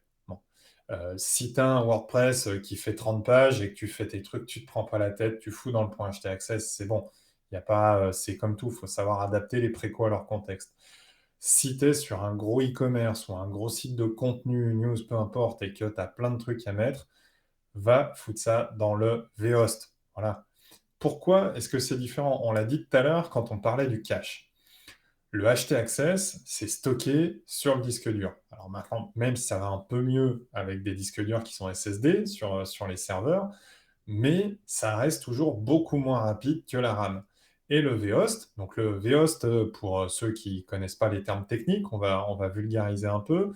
Le vhost, c'est le fichier de configuration du serveur web. Voilà, c'est C'est le celui qui dit back-office. sur votre serveur, quand tu arrives sur laurentbourrelli.com, bah, tu vas dans le dossier /var www/wordpress, et là, pouf, tu as le WordPress de Laurent Bourrelli avec le fichier PHP que tu affiches. Voilà. Ce fichier-là, il sert à faire tout ça. Et c'est là-dedans qu'on va venir mettre du coup des redirections. Ça, c'est chargé en RAM parce que le truc, il a appelé mais à tous les appels, et donc c'est hyper pertinent que ça réponde super vite. Et du coup, si tu charges tout en RAM, eh ben, tu as un temps de réponse qui est nickel. Alors que sinon, tu te retrouves à faire un accès fichier à chaque fois, et un fichier de 50 000 lignes, même si c'est que du texte, bah, faut le temps de l'ouvrir et de le parcourir si c'est en disque dur. Et là, ça prend du temps. Et en fait, tu as plein de gens qui ont fait des tests. Je voyais, il y avait encore des tests il y a quelques semaines. J'étais à Wheel of Speed à Lyon, où il y a des mecs qui ont benchmarké le truc. Et effectivement, plus tu montes dans les volumes, et plus tu te retrouves avec un temps d'accès dégradé. Et le test, je l'ai reproduit. J'avais fait une conférence au SEO Camp à ce sujet. Même si tu es sur un CMS statique fichier, si dans ton point htaccess, tu as foutu une palanquée de lignes, eh ben, tu te retrouves avec un temps d'accès qui devient dégueulasse. Et si vous voulez faire le test vous-même, vous faites simple, vous ouvrez un embragement de test sur n'importe quoi avec un nom de domaine qui traîne. Vous prenez un fichier index.html où vous mettez Hello World dedans dans un champ, c'est tout. Et puis dans votre point htaccess, vous générez du texte, des redirections bidons, hein, avec Excel, etc. Vous collez ça dedans et vous allez le voir, vous en mettez 200 000 lignes et vous faites F5. Vous allez voir le temps que ça met à charger, vous allez tout de suite comprendre que bah, en fait, en faisant nickel votre plan de redirection, hein, il n'y a pas de souci, vous allez du coup avoir dégradé les perfs en fait, du site bêtement. Voilà. Et ça, c'est un truc qui est dégradé sur chaque appel. Et quand je dis chaque appel, c'est pas que l'appel HTML, hein, c'est l'appel de l'image en JPEG, c'est de l'appel Chaque de clic. l'image en CSS, Ouais. du truc en JavaScript. Et je vous rappelle que sur une page, des ressources externe, entre guillemets, entre images, feuilles de style et JS, vous en avez très souvent plus d'une cinquantaine. Donc, bah, à chaque fois, c'est cata. Donc, oui, il faut vraiment penser que dès que vous avez beaucoup de lignes, allez les mettre dans le vhost. Voilà. Et un Mais point par rapport à ce que je disais aussi, c'est si vous pouvez grouper les redirections, faites-le. Si vous identifiez visuellement que bah voilà, là vous avez un pattern qui se ressemble et que vous pouvez avec une regex le faire comme il faut, oui, faites-le. Alors oui, c'est pareil, hein, les regex, Laurent, c'est un truc qui fait pas rêver les gens et qui les fait même fuir, hein, souvent. Mais pour moi, désolé pour ceux que ça gênera, mais si tu veux être un bon SEO, il faut que tu saches faire des regex. Ça me paraît juste essentiel. Alors oui, ça fait un peu mal à la tête au début. il y aura pour 10 minutes à comprendre le concept et effectivement quelques heures pour Oui, voilà. adapter. Mais Ouais. après, si on peut faire une petite blague là-dessus, j'avais vu un truc, c'est un de mes devs un jour qui m'avait dit ça. Il m'a dit j'avais un problème, j'ai voulu le régler avec une regex, maintenant j'ai deux problèmes. Voilà. htaccess, j'insiste, troisième fois qu'on le dit, c'est à chaque hit, à chaque requêtage, c'est un gouffre. Moi, je vais même plus loin. Ok, c'est vrai, ça devrait être une bonne pratique. Et là, c'est fait ce que je dis, mais fais pas ce que je fais. Mais ça devrait être une bonne pratique de base de ne pas avoir de htaccess. Hum, Tout dans le VOS. On peut se passer du htaccess et donc améliorer sa perf parce qu'encore une fois, c'est un fichier qui est une atrocité du point de vue de la web perf à proscrire.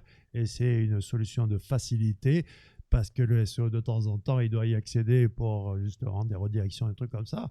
Ok, mettez dans le chemin un relais de plus qui va être vos sysadmins si vous ne savez pas le faire vous-même. Mais apprendre à manipuler le VO, ce n'est pas non plus une compétence hors de portée, surtout si vous êtes bien accompagné et que vous savez où aller. Clac, clac. Ouais, moi je suis beaucoup plus catégorique. Hein. Je dis pas arrêter avec le HT Access. Stop. Tu sais que pour la parenthèse, moi, j'arrête même le robot.txt maintenant, quasiment. Voilà. Je Tu fous l'as pas tout vu dans du Xrobotag et coup de VHost. Voilà. Tu l'as pas vu Comme mon ça, au moins, robot? c'est réglé. Je crois qu'il faut que je change mon robot TXT. Il est plus trop politiquement correct. Va sur le Ah, roborelli.robot.txt. j'irai voir ça. Euh, mais de fait d'ensuite, ben, c'est des trucs qui sont. Tu le mets en numéro 2, tu vois, c'est quand même pas innocent. Et pourtant, ça devrait être écrit en gras dans le bon petit manuel du référenceur du dimanche, ce genre de choses, tu vois. Alors que ça reste complètement marginal. Alors, au moins, moi, si je mets HT Access, je sais, d'accord. Je sais qu'il ne faut pas. C'est la différence si tu le fais à l'insu de ton plat gré ou alors que tu dis, bon, ok, je choisis la solution de facilité, mais je suis conscient que je choisis la solution de facilité. Et si jamais j'ai besoin de passer à...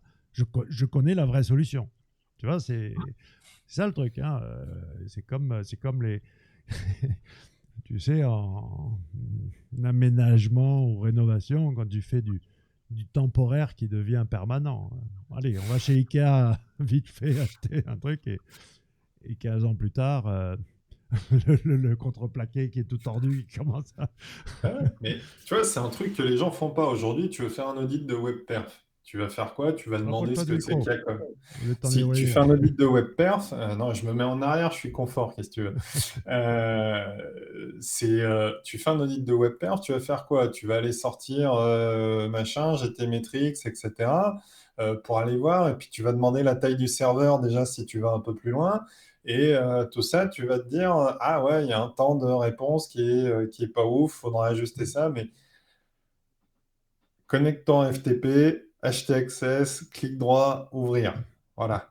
Et regarde combien il y a de lignes dedans. Il y a des fois, tu vas voir un de ces bordels, tu vas vite comprendre. Ah, parce que si t'as un mec un peu malin, si t'as mon Pierre Alain, tous ces datas là, web page test, GTmetrix, il te les manipule, d'accord. Il peut te les, tu peux avoir des A partout, no problème. Hein. Ça ne veut pas dire que tu seras forcément que ton site sera très bon. Une fois que c'est comme nous quand on peut. Bon bref, passons là-dessus. C'est c'est- c'est pas c'est pas la norme, ce genre d'administrateur système qui peuvent Oui, oui. manipuler ce genre de métriques, mais sachez que ça existe. Puis un truc aussi sur le côté htaccess, c'est un petit conseil tant qu'on est sur l'ordre des redirections. Après, donc on a dit dans priorité dans le VHost, mais encore une fois, si vous avez 100 lignes et que vous avez peur du VHost, etc., bon, vous pouvez mettre dans le point htaccess, il faut savoir raison garder aussi. Mais un truc qui est hyper important, c'est l'ordre des Ouais. redirections. Toujours commencer par les règles qui sont les plus précises, en mode un pour un, etc. Et ensuite, vous allez de plus en plus vers les choses qui sont génériques. Par exemple, vous devez à peu près tout savoir. Ça, c'est un truc qui est encore pété dans WordPress, ça d'ailleurs. C'est le côté, tu sais, de avec ou sans HTTPS ou www, machin. Enfin voilà, je mets tout le temps le même truc, mais j'ai encore vu l'autre jour que c'était pété. Mais si tu fais pas gaffe, tu as les deux versions qui sont dispo. Bon, donc tu es obligé d'aller ajouter le même truc systématiquement. Mais ça, le truc qui te renvoie de HTTP vers HTTPS pour ton site, ou l'inverse, si jamais tu veux rester en HTTP, moins fréquent, euh, ça doit être la dernière règle tout en bas du fichier de redirection. Voilà. C'est vraiment le truc qui doit arriver en tout dernier parce que tu renvoies tout en automatique de tu prends ça, tu renvoies. Voilà. Et ça, c'est le truc qui arrive vraiment tout à la fin. Au début, tu règles généralement tes trucs en mode 1 à 1, cette URL précise là, pointe vers celle-là, et ainsi de suite. Et après, tu fais deux, trois règles en mode tout ce qui avant s'appelait, je sais pas moi, mouse, ça devient souris maintenant. Et hop, et puis tout ce qui est en dessous, ça suit le même chemin parce que ça n'a pas bougé. Et après, les trucs génériques, du coup, HTTP, HTTPS. Voilà. Ça, c'est un des trucs qui est important parce que quand tu commences à faire des gros plans de redirection, bah, des fois, il faut aller faire du debug dedans. Et puis, bah, si tu n'as pas tout dans le bon ordre, et ben bonjour pour se faire mal aux cheveux pour y retrouver ses petits, quoi. Donc, clairement, c'est ça. Et C'est surtout, hyper n'oubliez important. pas que Google ne peut pas, si t'as pas les petits pois là qui lui indiquent le chemin, bon, c'est des petits pois ou je sais plus quoi, Oh, les petits cailloux, quoi. petits cailloux, non, il peut pas, non, ok. Pas pareil pour le www, c'est un sous-domaine, ok, c'est un. Donc après, pour l'élégance, vous pouvez l'enlever ou pas, ça c'est un choix personnel, mais les gens n'ont pas conscience que www.site.com est un sous-domaine en tant que tel. Donc quand on me dit ouais, sous-domaine ou pas sous-domaine, bah, t'es en sous-domaine déjà. Voilà, t'es en sous-domaine. Bref, la révélation. Ok, maintenant,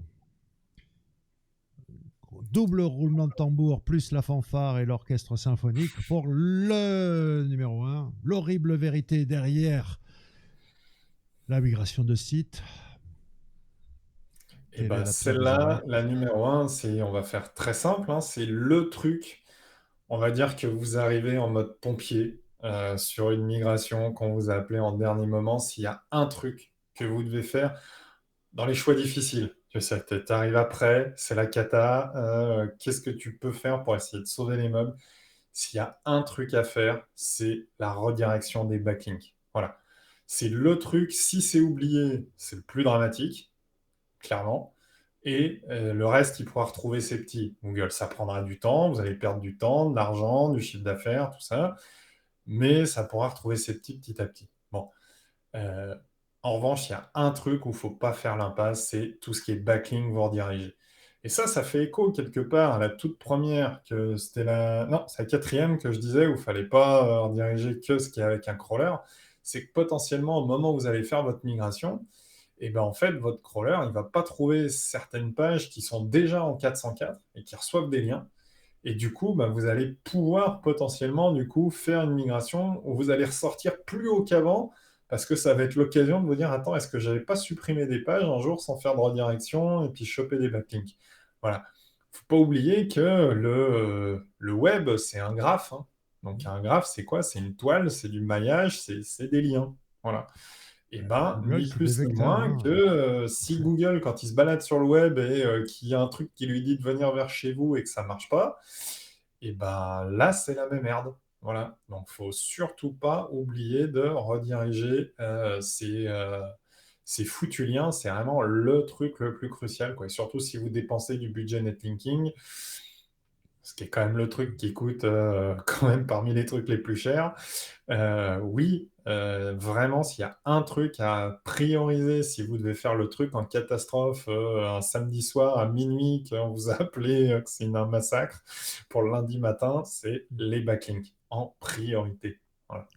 Ah ben, il y a une presta dont tu parles pas souvent, qui est celle de réseau privé, qui est très bonne chez toi. Et je crois que c'est là qu'on voit l'intérêt d'un réseau privé, parce que grâce au backlink, non seulement, oui, il faut redire, mais pour rétablir les fluctuations de positionnement qui sont inévitables quand tu fais une migration, si tu sais faire du backlink, et si tu as à disposition des spots pour faire du backlink, tu régules ça nickel. Hein. Enfin, y a pas besoin de. Enfin, les problèmes d'indexation.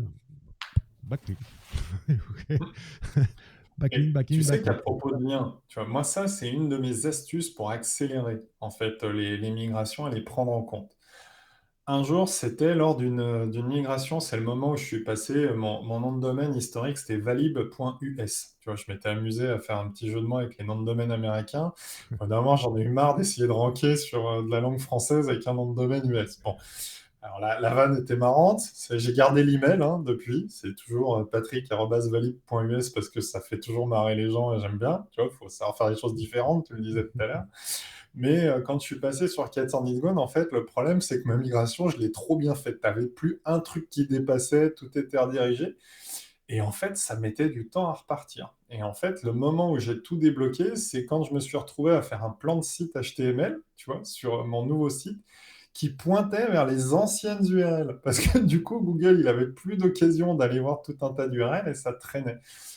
Donc en fait, ça, c'est une vraie astuce que je peux donner. C'est quand vous faites une migration, il ne faut pas hésiter, vous mettez ça en lien depuis votre plan de site HTML classique. J'ai bien dit HTML, hein, pas XML, on ne parle pas du sitemap Ouais. XML. Vous prenez du coup la liste de toutes les URL que vous venez de migrer, donc votre ancien format, là. Vous faites un lien vers ces URL dans une page, vous faites tout ça au kilomètre et vous faites en sorte que cette URL soit crawlée quelque temps par Google. Donc, ça dure 3 semaines, un mois, et après vous le dégagez, vous le supprimez, on n'en entend plus parler. Mais avec ça, vous allez permettre à Google d'aller se bouffer toutes les 301 que vous avez mises en place et du coup d'accélérer sa prise en compte parce que vous avez des 301, des pages qu'il allait crawler dans tous les cas une fois tous les 3 mois avant. Et ben, s'il n'y a plus rien qui pointe dessus, il va y aller encore moins souvent. Donc, il ne faut pas hésiter en fait à quelque part, je ne vais pas dire auto-décéder, mais à faire des liens, garder des liens internes en le maîtrisant, du coup avec un plan de site HTML vers ses anciennes URL pour que vous assurez que Google va se bouffer les 301 et les prenne en compte. Voilà. Vous pouvez monitorer ça en mettant un XML, un sitemap XML des anciennes URL aussi dans la Search Console si vous voulez. Ça peut être un petit plus. Mais clairement, ça, c'est une des astuces que je donne, moi, pour accélérer la prise en compte. Alors, pour l'avoir vu, pas une fois, bon, c'est pas, ça se compte sur une main, peut-être la moitié d'une main, mais j'ai quand même vu. Alors là, migration, changement de nom de domaine, hein, mais l'ancien nom de domaine dans le robot TXT, disallow, ok. Donc, comment tu vas aller voir les redirections si tu ne permets pas au moteur d'aller voir l'ancien site? Ouais, mais je veux m'en débarrasser. Oui, mais quand même, il faut que. Et je pense à un truc, ouais, puis même genre, vous changez de nom de domaine, continuez de renouveler l'ancien. Ouais, ouais. C'est tout con, mais continuez de renouveler l'ancien. C'est pas parce que vous l'utilisez plus, sinon vous allez avoir Laurent, moi, ou un des autres copains qui un jour va le racheter et va monter un PBN dessus. Voilà. Donc, continuez de renouveler les anciens noms de domaine, même une fois que vous avez migré, même si ça fait 2, Ah, 3 ans, 4 ans, etc. Voilà. j'ai des cas un peu plus chauds parce que c'est des problèmes juridiques, d'accord, Mm. des marques qui veulent reprendre tel nom de domaine ou machin. Donc là c'est pas possible. Et en plus, il faut se dépêcher parce qu'il y a une échéance. Et donc, mais on y arrive, hein, ouais, en bossant bien comme il faut. C'est ça le truc. C'est une checklist, petite individuelle, et Swan te le fait tout seul. Avec ou sans Swan, tu peux le faire, tu dois le faire. C'est pas sexy, c'est rigoureux. Il faut pas louper une étape, il faut vraiment le faire bien comme il faut. Mais ça demande pas une expertise. Alors si, c'est sûr que un bon référenceur va pouvoir aller plus loin et va pouvoir voir des choses que n'importe quel outil ne pourra pas remplacer. Mais il y a une chose de sûre, c'est que ça nous manquait à l'arsenal, effectivement, un outil d'aide à la migration, et c'est complètement fou que même moi qui vois donc avec tous les awards, machin, je vois bien tous les outils que les agences proposent, machin, tous basés avec de l'intelligence artificielle, etc. Bon, cela dit, ils sont pas cons les mecs, hein. Ils investissent beaucoup dans les tools pour gérer la pub, Google Ads et compagnie. C'est quand même là qu'il y a de la migration de site. Ouais, ouais. Pas grave, on vendra des backlinks et du Voilà. contenu, et puis voilà. Mais oui, oui, oui, merci Patrick quand même d'avoir résolu un épineux problème. Et au final, quand je vois d'où on vient et où on est aujourd'hui, c'est extraordinaire que ce soit possible. Pour moi, c'est de la pure science-fiction, tout ça, quoi. Il n'y a pas d'autre mot, hein. quand je regarde un peu en arrière dans le rétro et qu'on se tapait comme tu dis, sous Excel, hein. C'était ça notre Mais routine. tu sais qu'il y a plein de gens qui n'ont même pas le... C'est là où c'est marrant, c'est que tu as plein de gens qui n'ont même pas le réflexe de se dire qu'il y a quelque chose qui peut les aider là-dessus. Si tu veux, les gens sont en mode automatique. Encore Bah, Excel aussi. prends un truc Excel et puis basta, tu vois. C'est juste, il n'y a pas d'autres possibilités Ouais. pour eux. Donc, c'est pour ça aussi, je te remercie pour l'invitation, ça permet d'évangéliser. Mais c'est tellement, soit les gens s'en foutent, j'en sais rien, mais ouais, non, les gens n'ont pas le réflexe de se dire, tiens, il y a peut-être un truc qui peut me faciliter la vie. C'est les gens ont intégré que c'était le truc compliqué qui, dans tous les cas, risquait de péter, et puis on va déprimer quelqu'un qui va se bouffer plein de lignes sur Excel, et puis il posera sa dème à la fin, et tant pis, on en retrouvera un autre pour celle d'après, etc. C'est, c'est Complètement. malheureusement ça l'état de l'art dans ce truc-là. Et oui, on est le seul outil au monde à être allé aussi loin sur un process d'automatisation. On peut le faire en full automatique, mais à minima d'aide à la migration. Voilà. Ouais. Ouais, ben, ça peut paraître fou de dire machin, mais oui, mais c'est la vérité, quoi. C'est ça qui est. Il y a sans aucune. C'est la différence entre. Je dis toujours, t'as des Steve Jobs et même des Musk, Bezos et tout ça n'ont pas ça. De pouvoir créer des produits qui n'existent pas et qui deviennent indispensables.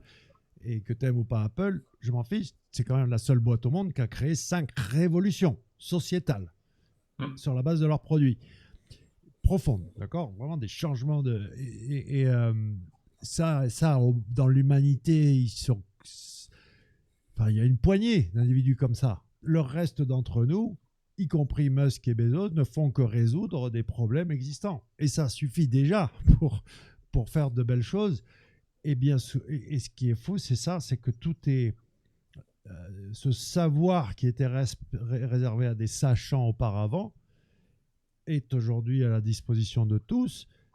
Et on peut, alors il y a des développeurs de talent comme toi qui peuvent faire ce genre d'exploit, hein, mais honnêtement, ouais, on peut repartir sur cette histoire d'analyse de log, quoi. C'est pas du c'est pas du développement de rockstar, quoi, tu vois, Ah oui, pour oui, mettre bah, en place. il y a pas besoin d'avoir fait 5 ans d'école d'ingénieur pour savoir faire ça, hein. Ouais.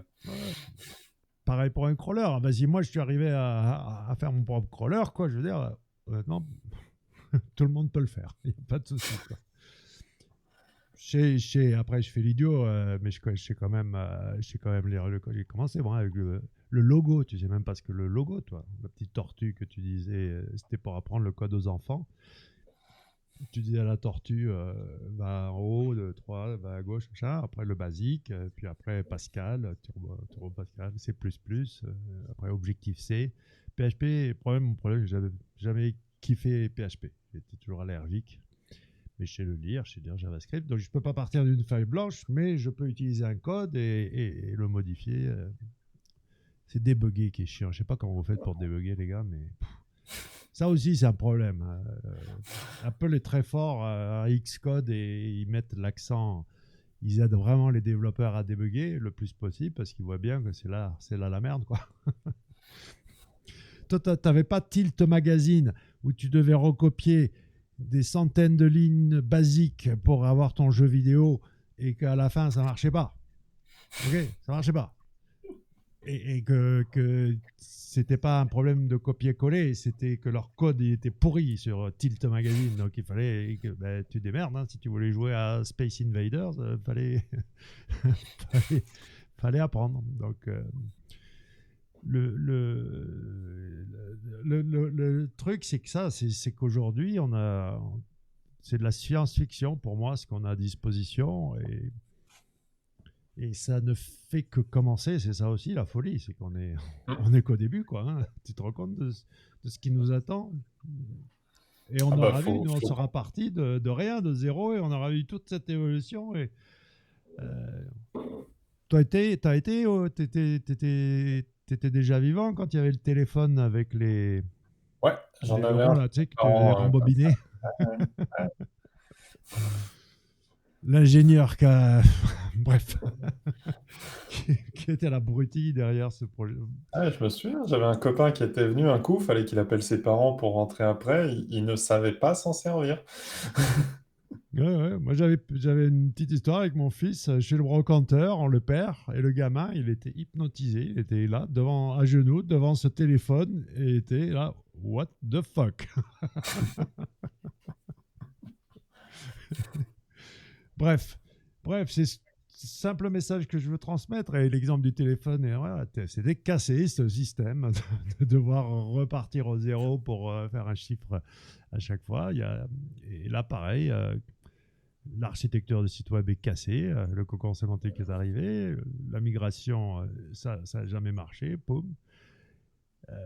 Swan.tools arrive, et tu nous as déjà fait le coup depuis le premier jour, puisque moi je préconise encore, pas plus tard que cette semaine, Inclocking Veritas, qui à ta manière t'a réparé quelque chose qui était cassé, parce que oui, ça se passait de main en main, tu vois, ce fichier PDF, c'était un peu...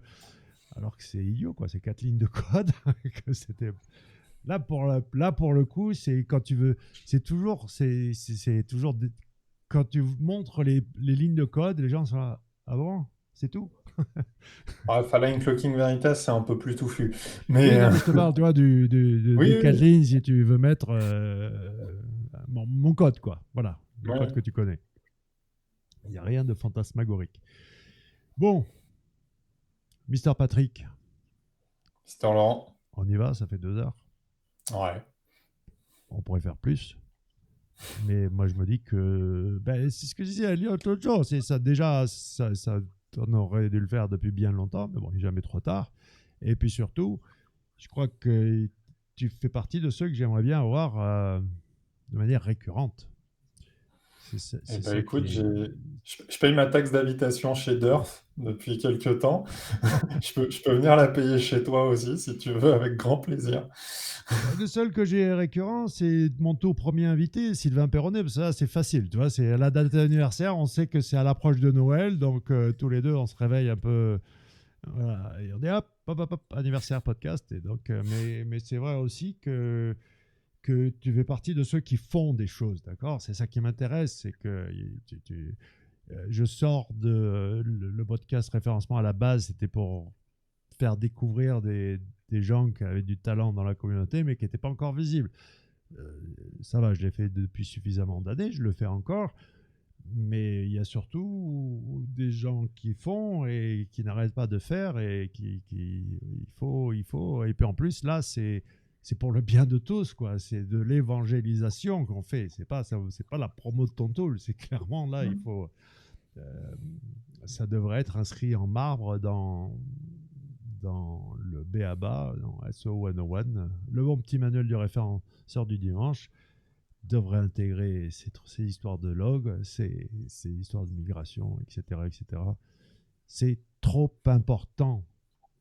Trop important. Si vous prétendez être des professionnels du web, si vous prétendez être des professionnels du référencement, c'est impossible. Là, on ne parle pas de SO high level, d'accord? On parle, encore une fois, des fondamentaux. On est d'accord? Ça ne devrait Oui, pas être un clairement. truc à la marge. Tu prêches clairement un convaincu. Bon, voyons voir. Tu me diras si tu as 250 000 inscrits de plus dans les 48 heures après publication de ce post. Et puis, that's all, folks. Ouais, il faut que je file. 17h25. Eh ben, à la prochaine alors. Monsieur Patrick, merci beaucoup. Et comme on dit en catalan, à la proxima. Ciao Laurent.